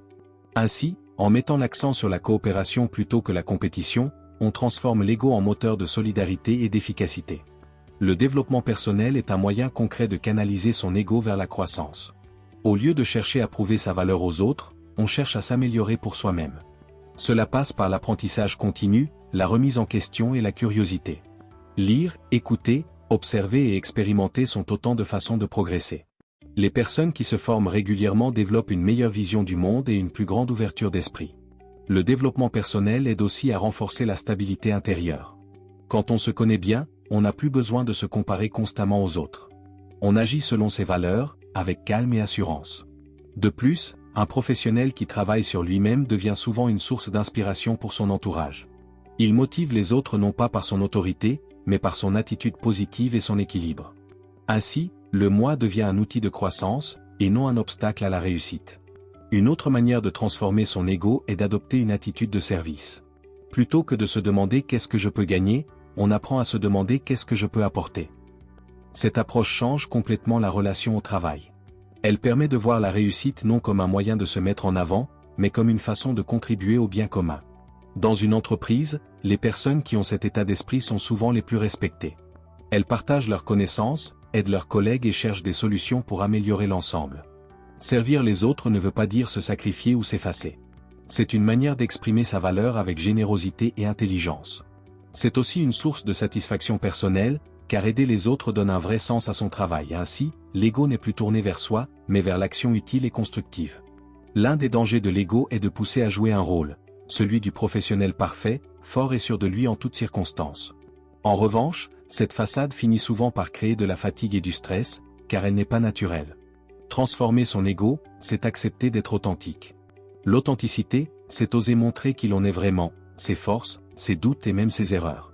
Les gens respectent davantage une personne sincère qu'une personne qui veut paraître parfaite.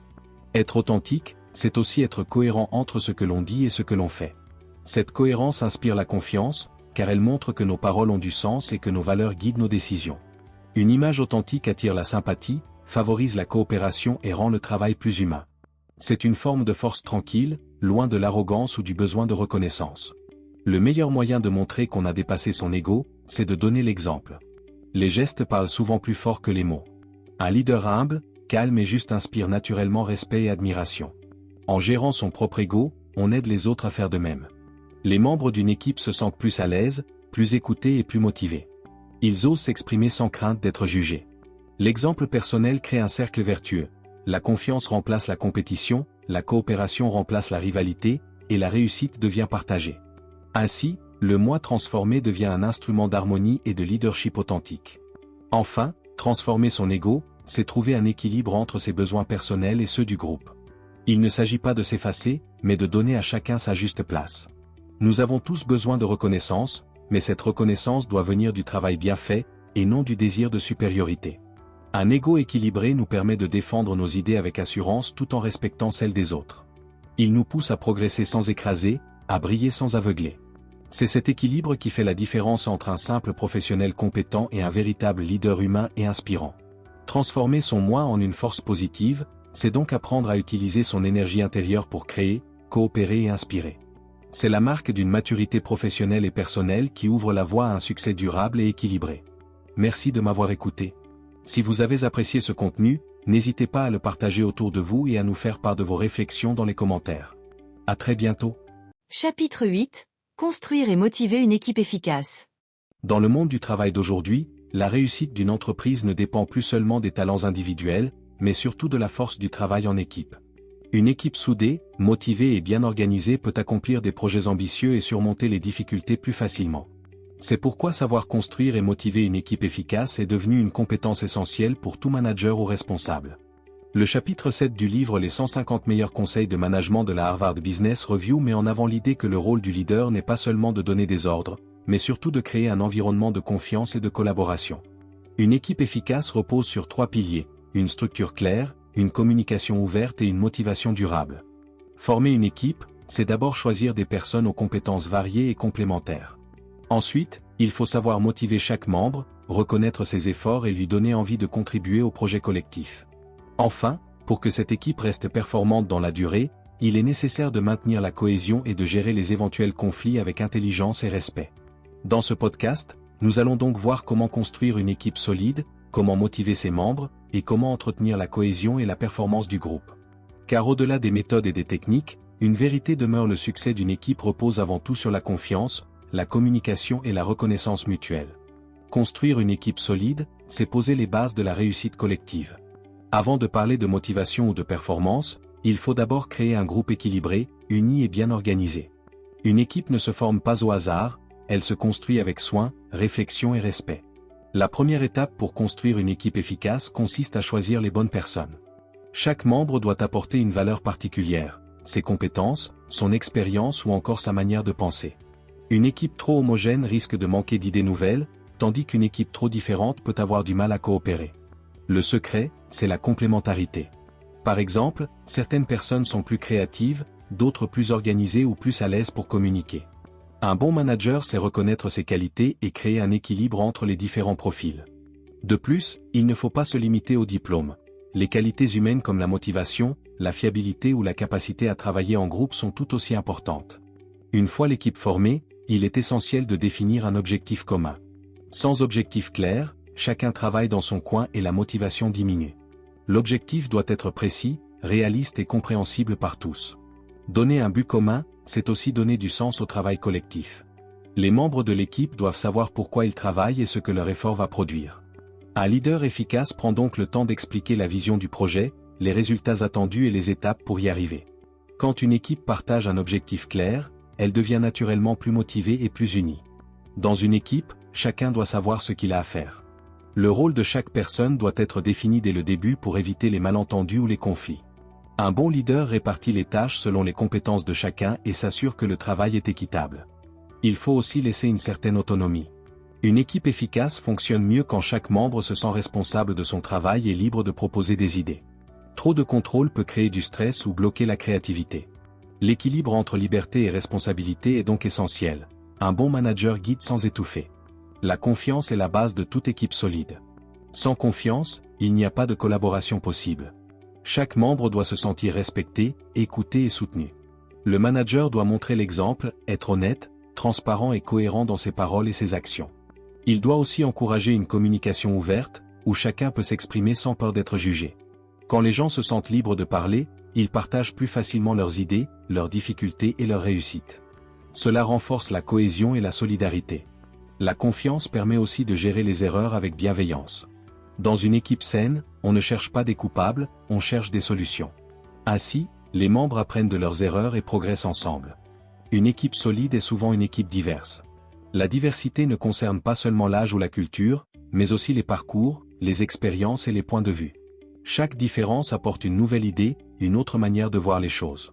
Cependant, pour que cette diversité soit une richesse, il faut pratiquer l'inclusion, c'est-à-dire donner la parole à tous, respecter chaque opinion et encourager la participation. Un bon leader veille à ce que personne ne soit mis de côté ou ignoré. L'inclusion renforce le sentiment d'appartenance et la motivation collective. Quand chacun se sent écouté, il s'investit davantage dans le projet commun. Construire une équipe solide, c'est comme poser les fondations d'une maison. Si la base est fragile, la structure entière risque de s'effondrer. Si la base est stable, avec des personnes choisies avec soin, un objectif clair et une bonne confiance mutuelle, alors tout le reste devient possible.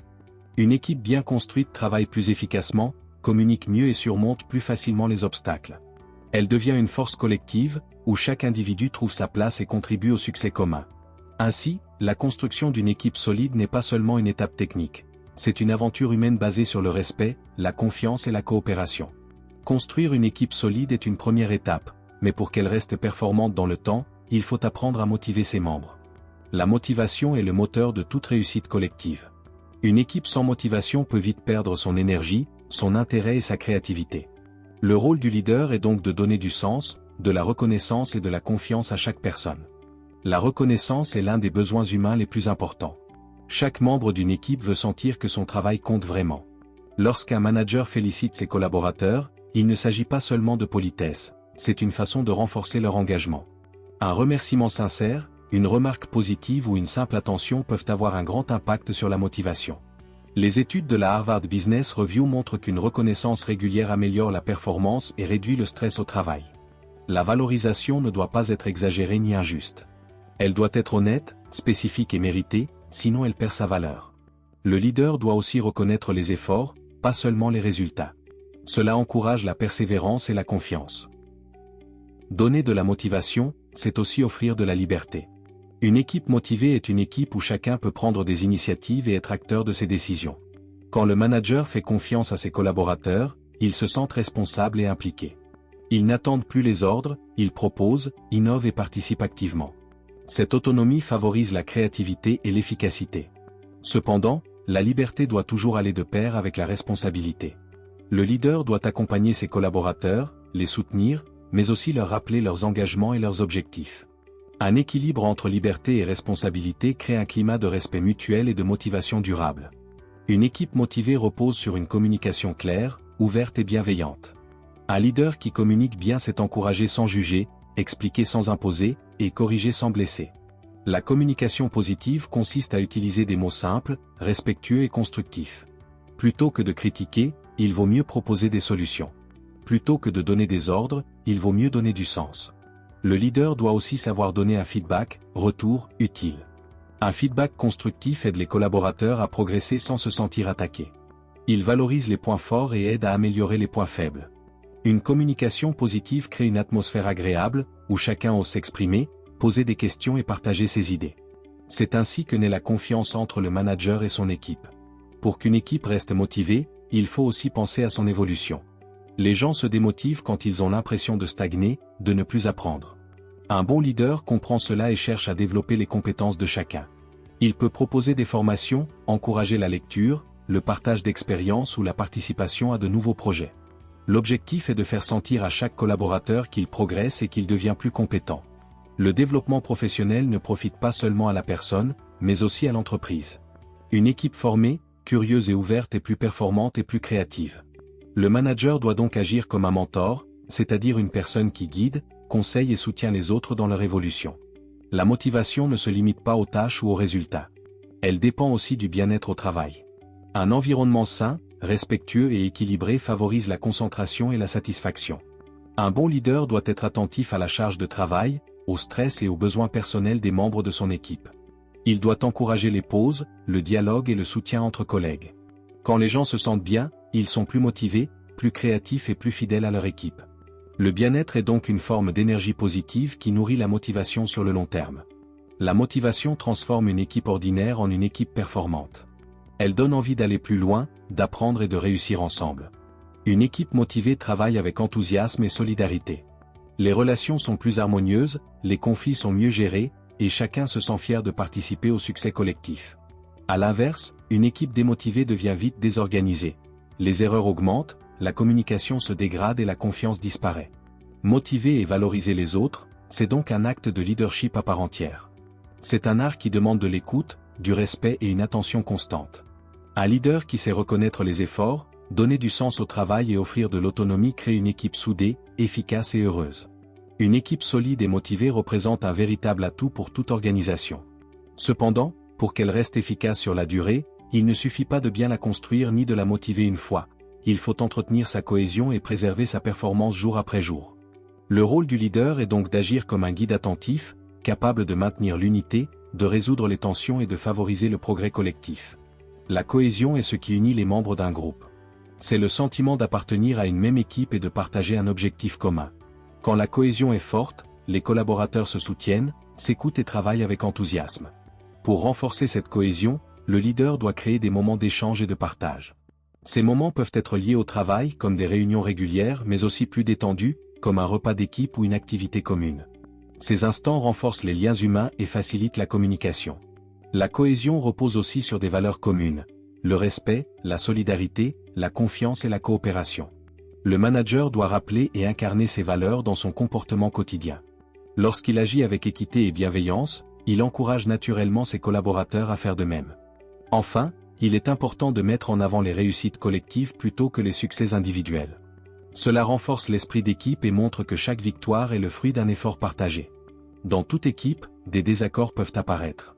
Les conflits ne sont pas toujours négatifs, ils peuvent parfois faire émerger de nouvelles idées. Cependant, lorsqu'ils ne sont pas gérés correctement, ils risquent de créer des divisions et de nuire à l'ambiance de travail. Un bon leader doit donc apprendre à gérer les conflits avec calme et intelligence. Il doit d'abord écouter les différentes parties, sans juger, pour comprendre l'origine du problème. Ensuite, il cherche à trouver une solution équilibrée, basée sur le dialogue et la compréhension mutuelle. L'objectif n'est pas de désigner un coupable, mais de restaurer la communication et la confiance. Un conflit bien résolu peut même renforcer les liens au sein du groupe, car il permet de clarifier les attentes et de mieux se connaître. Le leader doit aussi prévenir les tensions avant qu'elles ne s'aggravent. En observant les attitudes et en restant attentif, il peut intervenir rapidement et éviter que de petits désaccords ne deviennent de grands problèmes. Une équipe performante ne doit pas se contenter de répéter ses réussites passées, elle doit continuer à progresser. La progression donne de la motivation et entretient l'envie de se dépasser. Pour cela, le manager doit fixer des objectifs clairs et évolutifs, adaptés aux capacités du groupe. Ces objectifs ne doivent être ni trop faciles ni trop difficiles, ils doivent représenter un vrai défi, mais rester accessibles. Le progrès passe aussi par la reconnaissance des réussites. Féliciter l'équipe pour ses efforts renforce la motivation et la fierté collective. Même les petites victoires méritent d'être célébrées, car elles rappellent que chaque pas compte dans la réussite globale. Enfin, il faut encourager la créativité. Donner aux collaborateurs la liberté de proposer des idées nouvelles aide à améliorer les méthodes de travail et à maintenir une dynamique positive. Une équipe qui innove reste motivée et confiante dans ses capacités. Pour entretenir la cohésion et la performance, un bon leader doit faire preuve de souplesse. Chaque équipe est différente, chaque situation l'est aussi.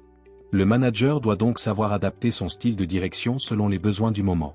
Par exemple, lorsqu'une équipe débute un projet, elle a besoin d'un encadrement plus présent et d'instructions claires.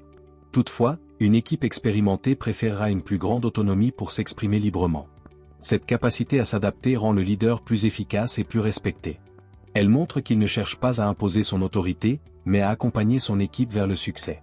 La flexibilité est aussi nécessaire face aux imprévus. Un bon manager sait garder son calme et ajuster le plan d'action sans perdre la motivation du groupe. Pour durer, une équipe doit développer une véritable culture d'équipe, c'est-à-dire un ensemble de valeurs et d'habitudes partagées par tous. Cette culture repose sur 3 piliers essentiels: la confiance, le respect et la communication. La confiance ne se commande pas, elle se construit par les actes. Un leader digne de confiance tient ses promesses, soutient ses collaborateurs et reste juste dans ses décisions. De leur côté, les membres de l'équipe doivent aussi apprendre à se faire confiance entre eux, à partager leurs idées et à compter les uns sur les autres. Le respect mutuel est tout aussi essentiel. Il garantit une ambiance saine, où chacun se sent libre d'exprimer son opinion sans crainte. Quand le respect règne, la collaboration devient naturelle et la performance augmente.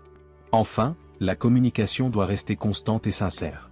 Les échanges réguliers permettent de corriger les erreurs rapidement, d'éviter les malentendus et de garder l'équipe soudée. La cohésion et la performance sont 2 aspects inséparables du travail d'équipe. Une équipe unie travaille mieux, communique mieux et résiste mieux aux difficultés. À l'inverse, une équipe divisée perd sa motivation, son efficacité et son esprit collectif. Entretenir la cohésion, c'est donc entretenir la performance. Le manager joue ici un rôle essentiel. Il doit encourager la coopération, résoudre les conflits et célébrer les réussites pour maintenir la dynamique du groupe. Une équipe cohérente et performante n'est pas le fruit du hasard, mais d'un effort constant de communication, de respect et d'écoute. C'est cette attention quotidienne qui transforme un simple groupe de collègues en une véritable équipe soudée et motivée. Le succès d'une entreprise ne repose pas seulement sur la compétence individuelle, mais sur la force du travail collectif. Une équipe bien construite, motivée et soudée peut surmonter les plus grands défis. Comme le montre la Harvard Business Review, Le rôle du leader est d'accompagner ses collaborateurs avec humanité, écoute et confiance. Construire une équipe solide demande du temps et de la réflexion. Il faut choisir des membres complémentaires, définir un objectif clair et créer un climat de confiance. Cette première étape pose les fondations d'un travail harmonieux. Une fois l'équipe formée, le leader doit aussi savoir motiver et valoriser chacun. La reconnaissance, la communication positive et la liberté d'action sont les clés de la motivation durable. Une personne valorisée et écoutée donne toujours le meilleur d'elle-même. Enfin, pour que cette équipe garde sa performance dans le temps, il est essentiel d'entretenir la cohésion. Le manager doit encourager la coopération, résoudre les conflits avec intelligence et maintenir une ambiance de respect et de solidarité. La cohésion est ce qui transforme un groupe de travailleurs en une véritable communauté. En résumé, une équipe efficace repose sur 3 piliers.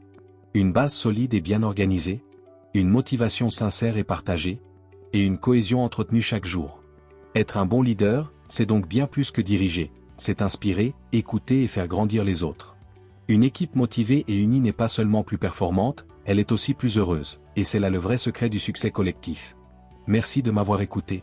Si vous avez apprécié ce contenu, n'hésitez pas à le partager autour de vous et à nous faire part de vos réflexions dans les commentaires. À très bientôt.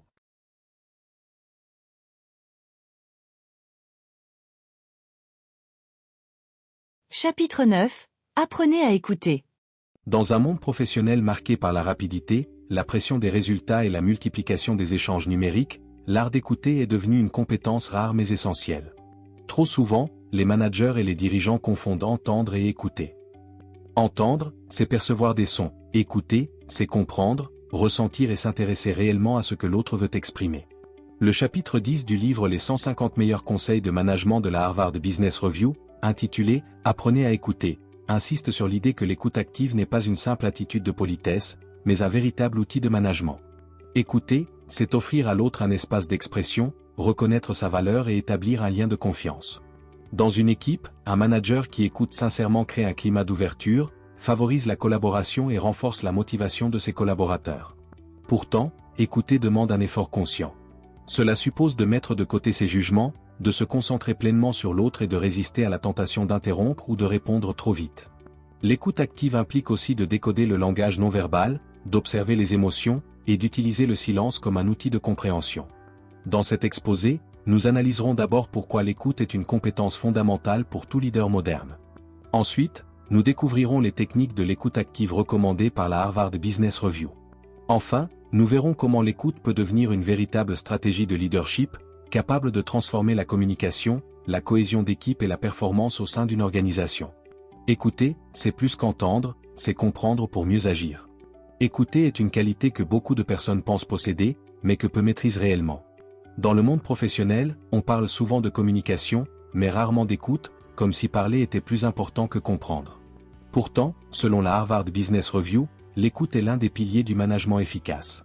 Un bon manager ne se définit pas seulement par sa capacité à donner des ordres ou à motiver, mais aussi par sa capacité à écouter activement, à comprendre les besoins de ses collaborateurs et à répondre de manière adaptée. La communication repose sur 2 actions complémentaires, parler et écouter. Cependant, dans la pratique, beaucoup de dirigeants se concentrent sur le discours, les consignes et la persuasion, oubliant que la qualité d'une communication dépend avant tout de la qualité de l'écoute. Écouter, c'est bien plus qu'entendre des mots, c'est prêter attention aux émotions, aux hésitations, au ton de la voix et même au silence. C'est un processus actif qui demande concentration et empathie. Une écoute sincère permet de mieux comprendre le message de l'autre, d'éviter les malentendus et de renforcer la confiance. Un leader qui sait écouter crée un environnement où chacun se sent respecté et compris. Ses collaborateurs osent s'exprimer davantage, proposer des idées, signaler les problèmes plus tôt. Ainsi, l'écoute devient un levier de performance, car elle favorise la circulation des informations et la créativité collective. Dans un monde saturé de messages rapides et de réunions successives, savoir écouter est presque un acte de résistance. C'est choisir la profondeur dans un univers de superficialité. L'écoute apporte de nombreux avantages, tant au niveau individuel que collectif. D'abord, elle améliore le climat de travail. Un collaborateur qui se sent écouté développe un sentiment de reconnaissance et d'appartenance. Il est plus motivé, plus engagé et plus disposé à coopérer. Inversement, un manque d'écoute peut créer de la frustration, du stress et de la démotivation. Ensuite, l'écoute permet au manager de mieux comprendre les besoins et les talents de chacun. Elle lui donne accès à des informations précieuses, les difficultés rencontrées par ses employés, leurs attentes ou leurs propositions d'amélioration. Grâce à cette compréhension, il peut adapter son style de management et prendre de meilleures décisions. De plus, l'écoute renforce la confiance mutuelle. Dans un échange, celui qui écoute avec attention envoie un message fort, ce que tu dis compte. Cette attitude développe la loyauté et la transparence au sein de l'équipe. Enfin, l'écoute contribue à la prévention des conflits. En prêtant attention aux signaux faibles, tensions, malentendus, émotions où le leader peut désamorcer un problème avant qu'il ne prenne de l'ampleur. Ainsi, écouter, c'est aussi anticiper. Selon une étude citée par la Harvard Business Review, les dirigeants perçus comme de bons auditeurs sont aussi considérés comme plus ouverts, justes et inspirants. Ils ne se contentent pas de parler, ils donnent aux autres la possibilité d'être entendus. Si l'écoute est si bénéfique, pourquoi est-elle si rare? Parce qu'elle demande de l'effort, de la patience et un certain contrôle de soi. Plusieurs obstacles peuvent empêcher une écoute authentique. Dans le monde du travail moderne, les interruptions sont constantes. Notifications, réunions, emails, appels. Il devient difficile de se concentrer pleinement sur une seule conversation. Un manager distrait envoie un signal négatif, il montre qu'il n'accorde pas toute son attention à l'autre. Pour bien écouter, il faut apprendre à se rendre disponible mentalement et physiquement. Souvent, nous écoutons avec des idées préconçues. Nous croyons déjà savoir ce que l'autre va dire, ou nous jugeons sa manière de parler plutôt que son message. Ces biais bloquent la compréhension réelle. Écouter activement, c'est suspendre son jugement pour se concentrer sur le contenu du message. Beaucoup de managers estiment ne pas avoir le temps d'écouter longuement leurs collaborateurs. Pourtant, ne pas écouter peut faire perdre beaucoup plus de temps à long terme. Erreurs, malentendus, décisions inadaptées. Prendre quelques minutes pour écouter sincèrement, c'est investir dans la qualité des relations et dans la performance collective. Certains dirigeants pensent que leur rôle est de parler, de décider, de trancher. Écouter pour eux, semble être une faiblesse. Mais c'est tout le contraire. Écouter, c'est exercer une forme d'autorité calme et respectueuse, fondée sur la compréhension plutôt que sur la domination. L'écoute active est aussi un signe d'intelligence émotionnelle, une qualité de plus en plus valorisée dans le management. Un leader émotionnellement intelligent ne se contente pas d'entendre les mots, il perçoit les émotions derrière eux. Il comprend que ce qui n'est pas dit est souvent aussi important que ce qui est exprimé. Cette capacité à ressentir et à interpréter les émotions permet de mieux accompagner les autres.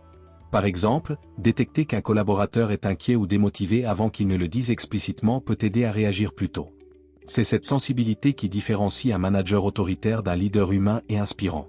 L'intelligence émotionnelle repose sur 3 compétences clés. L'écoute attentive, l'empathie, comprendre les émotions de l'autre. La régulation, réagir sans se laisser dominer par ses propres émotions. Ainsi, écouter, c'est gérer à la fois l'information et l'émotion. C'est comprendre les mots, mais aussi ce qu'ils signifient pour la personne qui les prononce. L'écoute est donc bien plus qu'une compétence technique, c'est une attitude de respect, de curiosité et de compréhension. Elle transforme la manière de diriger, car elle replace l'humain au centre du management. Un leader qui écoute ne cherche pas seulement à être obéi, mais à créer du sens partagé. C'est pourquoi la Harvard Business Review affirme que l'écoute est la base d'un leadership authentique et durable. Savoir écouter ne se limite pas à une attitude bienveillante, c'est une compétence à part entière, qui s'apprend, se pratique et s'affine avec le temps. Selon la Harvard Business Review, un bon manager ne se contente pas d'être silencieux pendant que l'autre parle, il écoute avec attention, curiosité et intention. L'écoute active consiste à comprendre non seulement les mots, mais aussi les émotions, les besoins et les motivations de l'autre. Pour pratiquer cette forme d'écoute, plusieurs techniques et attitudes clés peuvent être mises en œuvre. La première condition d'une écoute de qualité est la présence totale. Il est impossible d'écouter sincèrement si l'esprit est ailleurs, occupé par des pensées ou des tâches parallèles. Écouter activement, c'est accorder à son interlocuteur toute son attention, comme s'il était la personne la plus importante à cet instant précis. Cette présence se manifeste aussi physiquement. Poser son téléphone, fermer son ordinateur, maintenir le contact visuel. Adopter une posture ouverte, tournée vers l'autre. Montrer des signes d'attention, hochement de tête, regard attentif, silence respectueux. Une écoute véritable commence par cette disponibilité intérieure, être ici et maintenant, sans jugement ni distraction. La reformulation est l'un des outils les plus puissants de l'écoute active. Elle consiste à redire avec ses propres mots ce que l'autre vient d'exprimer, pour vérifier que le message a bien été compris. Exemple, si je comprends bien, tu veux dire que tu ressens de la frustration parce que. Cette technique montre à l'interlocuteur qu'il a été entendu et compris. Elle clarifie les malentendus, apaise les émotions et renforce la confiance. Selon les experts de la Harvard Business Review, la reformulation est aussi une manière d'encourager la personne à approfondir sa pensée. Les questions ouvertes permettent de stimuler la réflexion et d'encourager le dialogue. Elles commencent souvent par comment, pourquoi ou que penses-tu de? Contrairement aux questions fermées, qui appellent une réponse brève, elles invitent à développer son point de vue. Exemple, comment perçois-tu cette situation? Quelle solution vois-tu pour améliorer cela? Poser ce type de questions montre que l'on s'intéresse sincèrement à l'autre. C'est aussi un moyen de recueillir des informations plus riches et plus précises. L'écoute ne passe pas uniquement par les mots. Le langage non verbal aux gestes, regards, expression du visage, posture joue un rôle essentiel dans la communication. Un simple sourire ou un hochement de tête peut encourager l'autre à poursuivre son propos. Inversement, croiser les bras ou détourner le regard peut être perçu comme un signe de désintérêt. Un bon auditeur adapte aussi sa voix. Un ton calme et posé favorise un climat de confiance. Le silence, bien utilisé, est un outil précieux. Il laisse à l'autre le temps de réfléchir et de s'exprimer pleinement. Les recherches menées par la Harvard Business Review identifient plusieurs étapes clés dans le processus d'écoute efficace. La plupart des gens écoutent pour préparer leurs réponses plutôt que pour comprendre. Ce réflexe empêche une écoute profonde. L'écoute véritable commence lorsqu'on met de côté le désir d'avoir raison ou de donner des conseils, pour simplement accueillir le message de l'autre. Le rôle du manager n'est pas de toujours répondre, mais d'abord de comprendre. Cela demande de la patience et une certaine humilité, accepter de ne pas tout savoir, mais vouloir apprendre de l'autre. Écouter activement implique de mettre ses opinions en pause. Lorsqu'on juge trop vite, on filtre le discours de l'autre selon ses propres croyances, et on perd une partie du message. Suspendre son jugement, c'est rester ouvert, curieux et réceptif. Cela ne signifie pas approuver tout ce qu'on entend, mais différer son opinion jusqu'à ce que tout soit dit. C'est une marque de respect et de professionnalisme. Une bonne écoute ne se limite pas au contenu verbal. Souvent, ce que la personne ressent est plus important que ce qu'elle dit. Un collaborateur qui affirme tout va bien avec un ton nerveux ou un sourire forcé exprime peut-être une inquiétude cachée. Le rôle du leader est de détecter ces signaux émotionnels et d'y répondre avec empathie. Cela renforce la relation de confiance et permet d'aborder les vrais problèmes plutôt que leurs apparences. Après avoir écouté, il est essentiel de répondre avec tact et clarté. Un bon feedback résume les points essentiels, reconnaît les émotions exprimées, si nécessaire, propose des pistes d'action. L'objectif n'est pas de juger, mais d'aider à avancer. Par exemple, j'ai bien entendu ta préoccupation au sujet de la charge de travail. Voyons ensemble comment on peut la répartir différemment. Cette réponse montre que l'écoute mène à une action concrète, et non à une simple passivité. Même les dirigeants les plus expérimentés commettent parfois des erreurs qui nuisent à la qualité de leur écoute. Les reconnaître est la première étape pour les corriger. Interrompre, même avec de bonnes intentions, montre un manque de considération. Il est important de laisser l'autre terminer ses phrases, même si l'on pense déjà connaître la réponse. Dire des phrases comme ce n'est pas si grave ou tu exagères peut blesser et fermer la communication. Le manager doit reconnaître les émotions exprimées, même s'il ne les partage pas. Je vois que cette situation te pèse. Cette phrase simple valide le ressenti sans jugement. Beaucoup de managers croient qu'écouter consiste à chercher immédiatement une solution.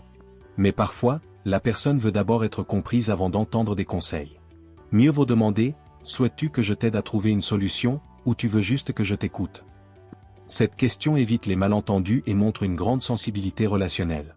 Un regard sur son téléphone, une montre consultée trop souvent, ces gestes traduisent un manque d'attention. Si le manager n'a pas le temps d'écouter, il vaut mieux reporter l'échange que le bâcler. Mieux vaut écouter 10 minutes à 100% que 30 minutes distraitement. La pratique régulière de l'écoute active transforme profondément les relations professionnelles. Elle crée un climat de confiance, de respect et d'ouverture. Les collaborateurs se sentent valorisés, ce qui renforce leur engagement et leur créativité. Sur le plan personnel, le manager qui écoute devient plus lucide et empathique. Il comprend mieux les dynamiques de son équipe, les sources de motivation et les zones de tension. Cette compréhension fine l'aide à anticiper les problèmes et à prendre de meilleures décisions. Enfin, l'écoute active favorise une culture d'entreprise plus humaine et inclusive. Dans une organisation où chacun se sent entendu, les conflits diminuent, la coopération augmente, et la performance collective s'améliore. Écouter activement demande de la discipline, de la patience et une vraie volonté de comprendre. Cependant, c'est une compétence stratégique qui transforme la communication et renforce le leadership. Dans la partie suivante, nous verrons comment l'écoute peut devenir un outil de management et de leadership stratégique, capable de guider le changement et d'inspirer la confiance durablement.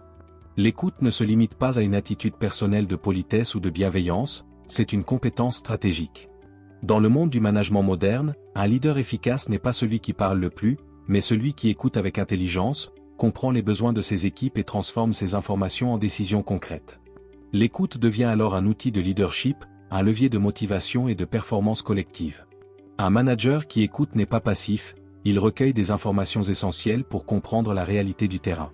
Les collaborateurs, en première ligne, connaissent souvent mieux les problèmes concrets que la direction. Un leader attentif sait capter ces signaux, souvent discrets, qui permettent d'anticiper les difficultés ou d'améliorer les processus. En écoutant, le manager démontre qu'il valorise l'expertise de chacun. Il donne à ses employés le sentiment d'être importants, ce qui renforce leur engagement. Selon la Harvard Business Review, les dirigeants qui pratiquent une écoute sincère sont perçus comme plus crédibles, plus justes et plus inspirants. Écouter pour mieux diriger, c'est aussi savoir faire confiance. Un leader qui interrompt constamment ou impose son point de vue empêche ses collaborateurs de s'exprimer librement. Au contraire, celui qui écoute avec respect crée un espace où les idées circulent, où les talents s'expriment et où l'innovation devient possible. Ainsi, l'écoute n'est pas une faiblesse du leader, mais une preuve de maturité. Elle permet de comprendre avant d'agir, d'éviter les décisions impulsives et de guider les équipes avec clairvoyance. La gestion du changement est l'un des défis les plus complexes du management contemporain. Toute transformation, qu'elle soit technologique, organisationnelle ou humaine, suscite naturellement des résistances. Peur, doute, perte de repères. Dans ce contexte, l'écoute devient un outil de médiation et d'accompagnement. Avant de convaincre, un leader doit comprendre les émotions et les inquiétudes de ses équipes. Écouter permet d'identifier les sources réelles de résistance. Parfois ce n'est pas le changement en lui-même qui pose problème, mais la manière dont il est imposé. Un dirigeant qui écoute ses collaborateurs pendant une période de transition montre qu'il se soucie de leur bien-être. Cela ne veut pas dire qu'il renonce à ses décisions, mais qu'il prend en compte les perceptions du terrain pour adapter sa communication et favoriser l'adhésion collective. Par exemple, lorsqu'une entreprise introduit une nouvelle technologie, les employés peuvent craindre la perte de leur poste ou la difficulté d'adaptation. Un manager à l'écoute prend le temps de dialoguer, d'expliquer les avantages, d'entendre les objections et d'accompagner chacun dans le processus. Cette attitude transforme la peur en confiance. L'écoute devient ainsi un catalyseur du changement, elle transforme la contrainte en opportunité partagée. Écouter, c'est aussi apprendre. Les meilleures idées ne viennent pas toujours du sommet, mais souvent du terrain. Les employés qui travaillent au contact des clients ou des produits remarquent des détails précieux que la direction peut ignorer. Un leader à l'écoute crée un espace de parole libre où chacun peut proposer des améliorations. Cette culture du dialogue favorise l'innovation, car elle valorise la diversité des points de vue. Les grandes entreprises innovantes, comme Google ou Microsoft, encouragent ce type d'écoute ascendante. Elles considèrent que chaque employé peut contribuer à la créativité collective. Ainsi, écouter devient un moyen stratégique de stimuler la réflexion et de renforcer l'intelligence collective. L'écoute permet aussi d'éviter l'uniformité de pensée. Quand un dirigeant n'écoute que les opinions qui vont dans son sens, il limite la vision de son organisation.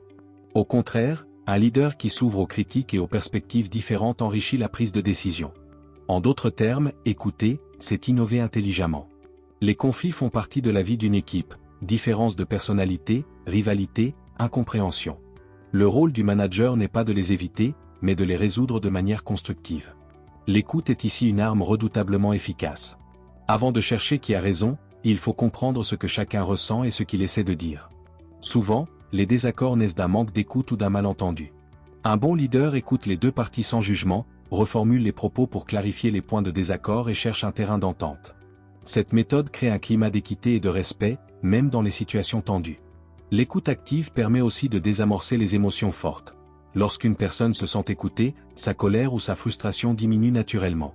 Elle se sent reconnue, ce qui ouvre la porte à une discussion plus rationnelle. Ainsi, la capacité d'écoute d'un leader détermine souvent la qualité du climat social au sein de son équipe.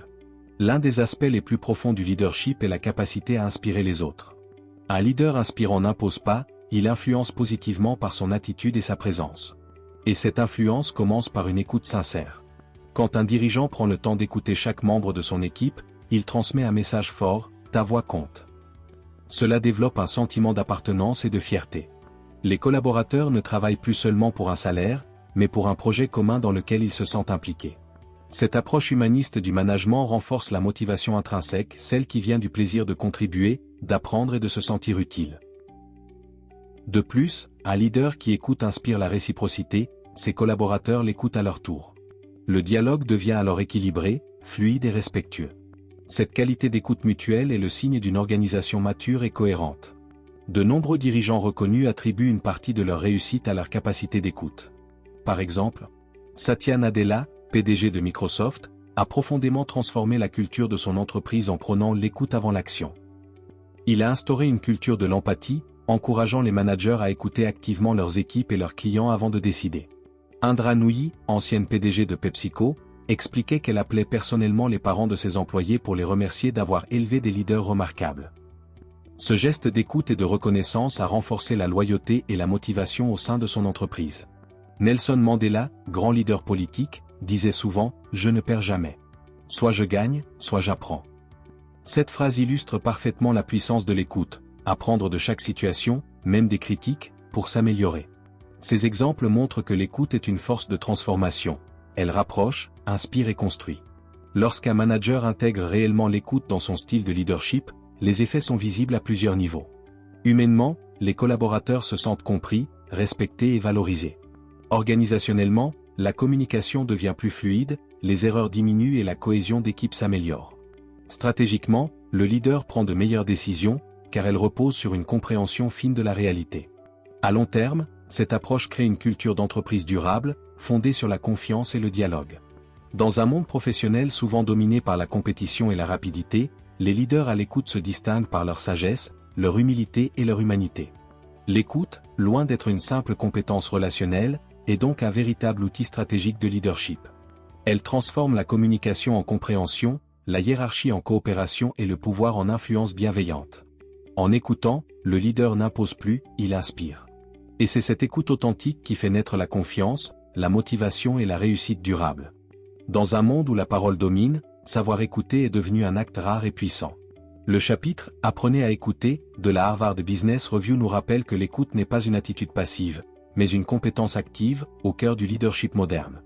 Elle permet de comprendre avant de juger, de relier plutôt que de séparer, et de transformer les échanges en véritable dialogue constructif. L'écoute active est à la fois une qualité humaine et un outil stratégique. Sur le plan humain, elle crée du lien, favorise la confiance et renforce la motivation. Sur le plan professionnel, elle améliore la prise de décision, stimule l'innovation et prévient les conflits. Écouter, c'est donc apprendre à lire les émotions, les besoins et les idées derrière les mots. Un bon leader ne parle pas pour briller, mais pour comprendre et faire grandir les autres. Il sait que l'écoute est le point de départ de toute collaboration réussie. En écoutant sincèrement, il montre du respect, reconnaît la valeur des autres et encourage l'expression libre des opinions. Cependant, écouter demande de la discipline, il faut savoir se taire, se concentrer, mettre de côté son ego et suspendre son jugement. C'est un effort conscient, mais cet effort construit une relation durable et authentique. Ainsi, l'écoute devient une force invisible du leadership. Elle unit les individus autour d'une vision commune et donne un sens collectif à l'action. En définitive, écouter, c'est comprendre pour mieux agir, diriger pour mieux servir et parler pour mieux inspirer. C'est là que réside la véritable grandeur d'un leader. Merci de m'avoir écouté. Si vous avez apprécié ce contenu, n'hésitez pas à le partager autour de vous et à nous faire part de vos réflexions dans les commentaires. À très bientôt.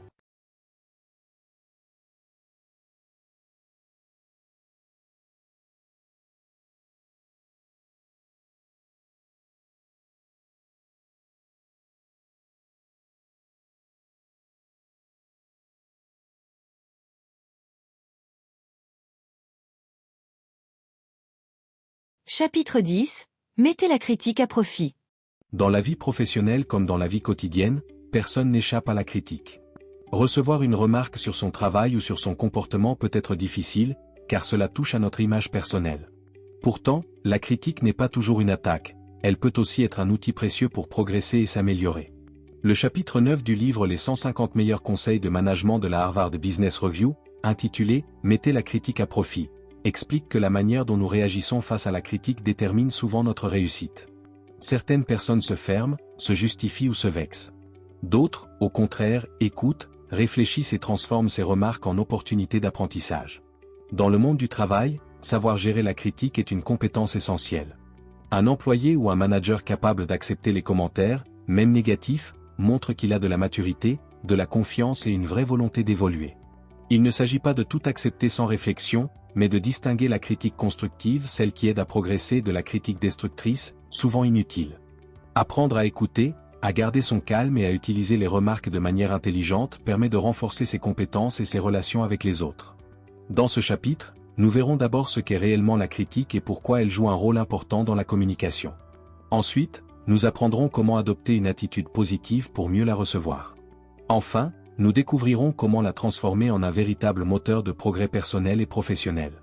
La critique, lorsqu'elle est bien comprise, devient non pas une faiblesse, mais une source de croissance et de réussite. Avant d'apprendre à utiliser la critique pour progresser, il faut d'abord comprendre ce qu'elle est vraiment. Dans notre société, le mot « critique » est souvent perçu de manière négative. On l'associe à la moquerie, au jugement ou à la remise en cause de nos capacités. Pourtant, la critique n'est pas toujours une attaque, c'est d'abord une forme de communication qui peut, si elle est bien utilisée, devenir une véritable source de progrès. La critique est un retour d'information, une réaction donnée à une action, un travail ou un comportement. Dans le monde professionnel, elle permet d'évaluer la qualité d'un projet, d'un service ou d'une décision. Un manager qui fait une remarque à son équipe ne cherche pas forcément à blesser, mais souvent à aider à corriger une erreur ou à améliorer un résultat. La critique fait partie du dialogue entre collègues, entre supérieurs et employés, ou même entre partenaires. Elle permet à chacun de savoir où il en est et ce qu'il peut faire pour progresser. Autrement dit, c'est un moyen d'apprentissage, au même titre que les compliments ou les conseils. Cependant, la manière dont une critique est formulée change tout.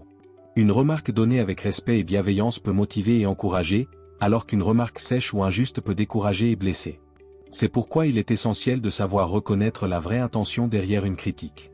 Il existe deux grandes formes de critique, constructive et destructive. Elles n'ont pas le même but, ni le même effet. La critique constructive est celle qui cherche à aider. Elle est formulée avec respect, dans l'objectif d'améliorer la situation. Elle se base sur des faits précis et propose des solutions concrètes. Par exemple, un collègue peut dire « Ton rapport est bien rédigé, mais il serait encore plus clair si tu ajoutais un résumé à la fin. » Ce type de remarque est utile, car elle reconnaît le travail accompli tout en donnant une piste d'amélioration. La critique destructive, au contraire, vise souvent à rabaisser ou à humilier. Elle n'apporte aucune solution, se concentre sur les défauts et blesse inutilement. Par exemple, « Ton travail est nul, tu ne comprends jamais rien. » Ce genre de propos ne fait pas avancer et crée une mauvaise ambiance dans l'équipe.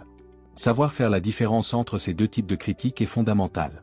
Cela permet de ne pas se laisser abattre par les remarques injustes et de se concentrer sur celles qui nous aident réellement à progresser. Recevoir une critique, même constructive, provoque souvent une réaction émotionnelle. Certains ressentent de la colère, d'autres de la honte ou de la tristesse. C'est normal, être critiqué, c'est se sentir jugé. Mais pour tirer profit de la critique, il faut apprendre à gérer ses émotions. Lorsqu'on réagit avec impulsion, on n'écoute plus. On se ferme à la discussion et on se prive d'une occasion d'apprendre. Au contraire, garder son calme permet d'analyser la critique avec objectivité. La première étape est donc de prendre une pause intérieure, respirer, écouter, et attendre avant de répondre. Cette petite distance permet de comprendre le message derrière les mots. Parfois, la critique semble dure, mais elle contient une vérité utile. En la rejetant trop vite, on risque de passer à côté d'un apprentissage important.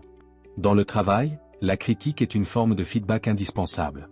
Elle aide à maintenir la qualité, à corriger les erreurs et à améliorer la performance collective.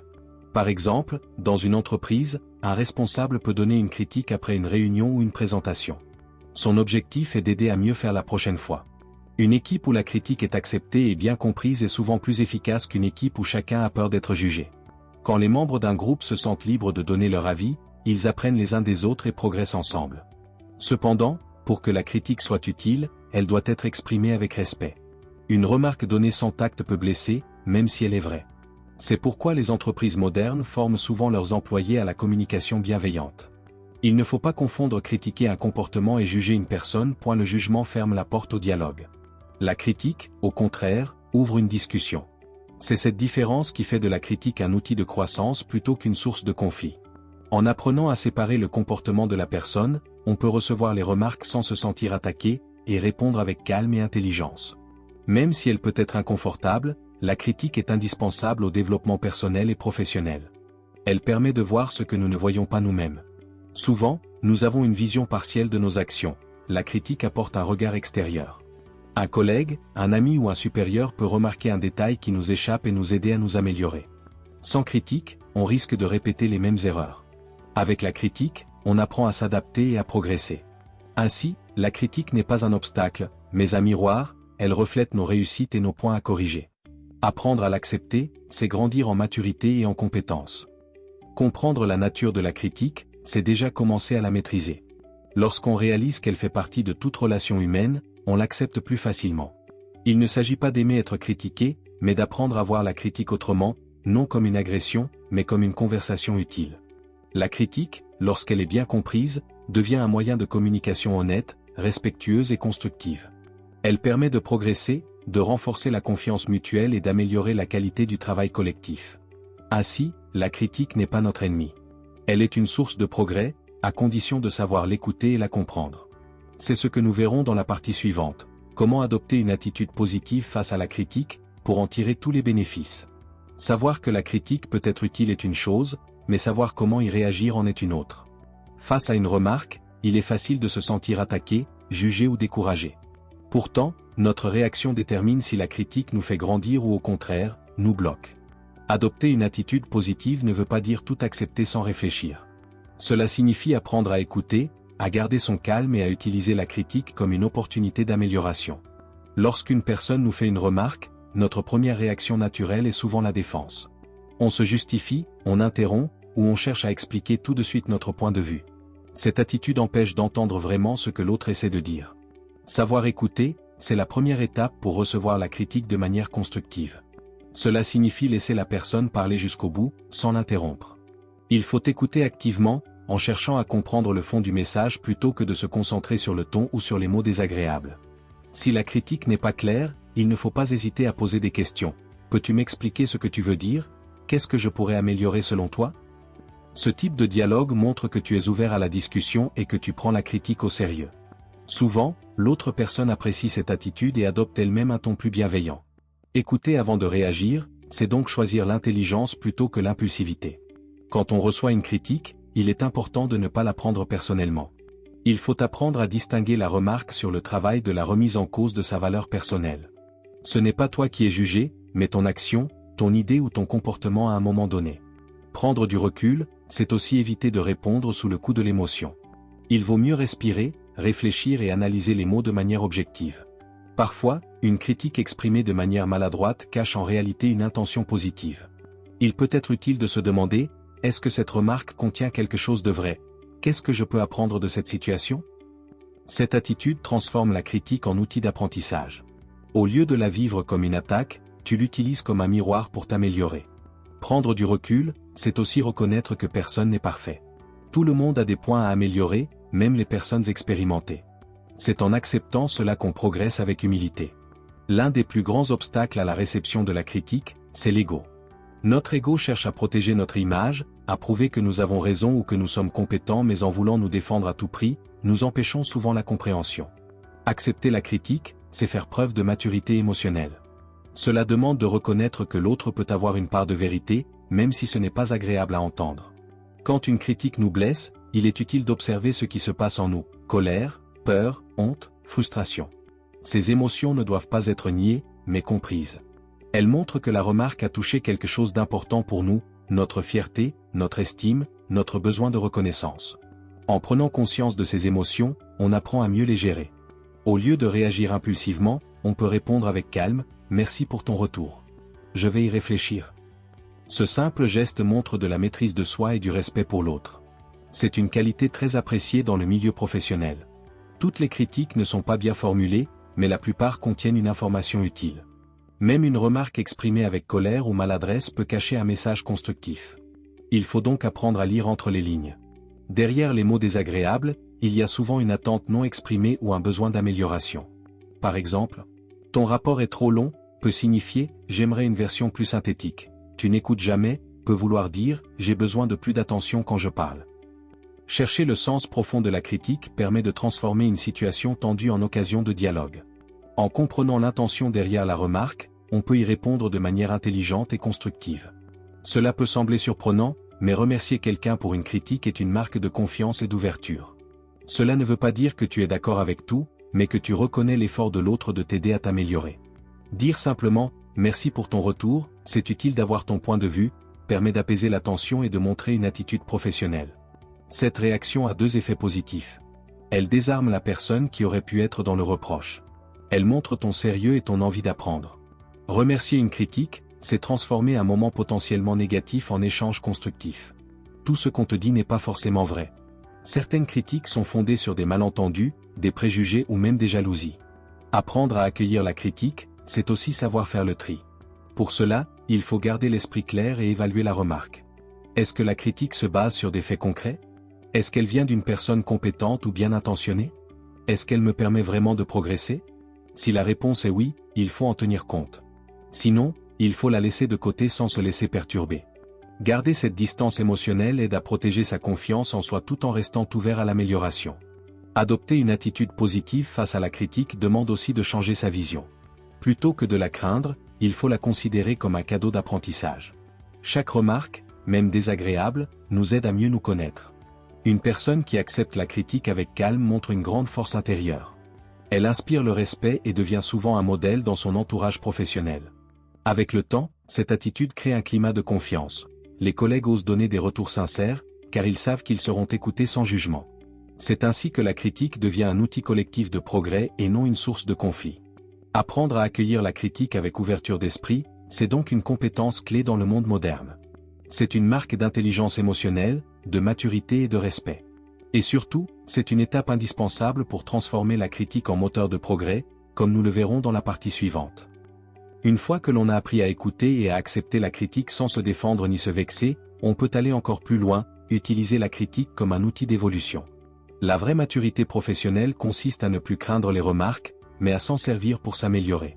Chaque critique, si elle est bien analysée, peut devenir une leçon précieuse pour grandir, renforcer ses compétences et améliorer ses relations au travail. La première étape pour transformer la critique en moteur de progrès, c'est de l'analyser objectivement. Il faut identifier les points précis qui méritent une amélioration. Par exemple, si un supérieur te dit que tu manques de clarté dans tes présentations, tu peux te demander « Dans quelle partie suis-je trop vague ? Comment puis-je rendre mes messages plus simples ?» Cette réflexion permet de transformer une remarque générale en action concrète. La critique devient alors un guide pour définir des objectifs personnels de progression. Une fois ces points identifiés, il est utile de se fixer un plan d'action. Travailler sur une compétence spécifique, communication, organisation, précision, etc. Demander des conseils à une personne expérimentée. S'entraîner régulièrement pour mesurer ses progrès. Ainsi, la critique n'est plus perçue comme un jugement, mais comme une source d'informations utiles.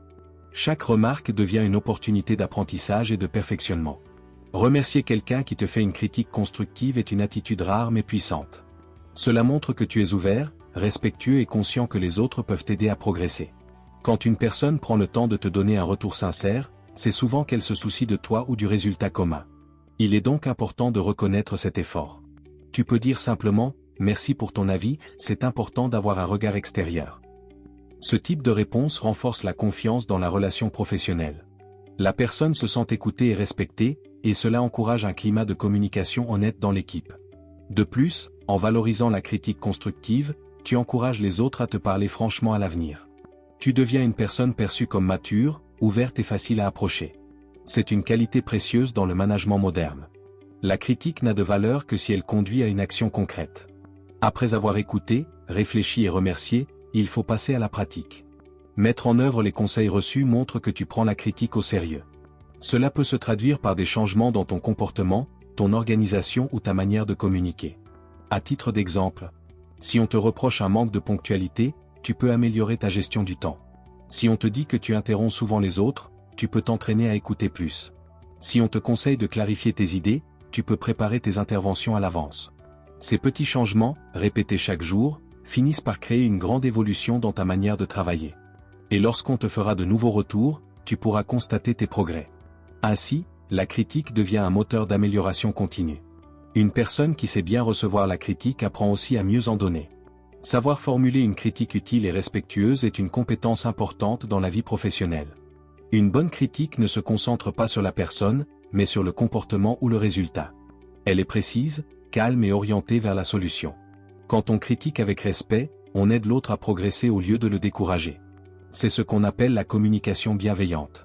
En pratiquant cette forme de communication, tu contribues à créer un environnement de travail plus positif, basé sur la confiance et la coopération. Donner des critiques constructives, c'est aussi une façon d'exercer un leadership positif. La critique, bien gérée, peut aussi améliorer les relations entre collègues ou entre un employé et son manager. Quand tu acceptes les remarques avec ouverture, tu montres que tu es capable de dialoguer et de collaborer.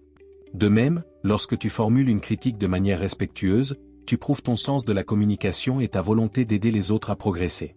Cette attitude renforce les liens professionnels, car elle crée un climat d'échange sincère et équilibré.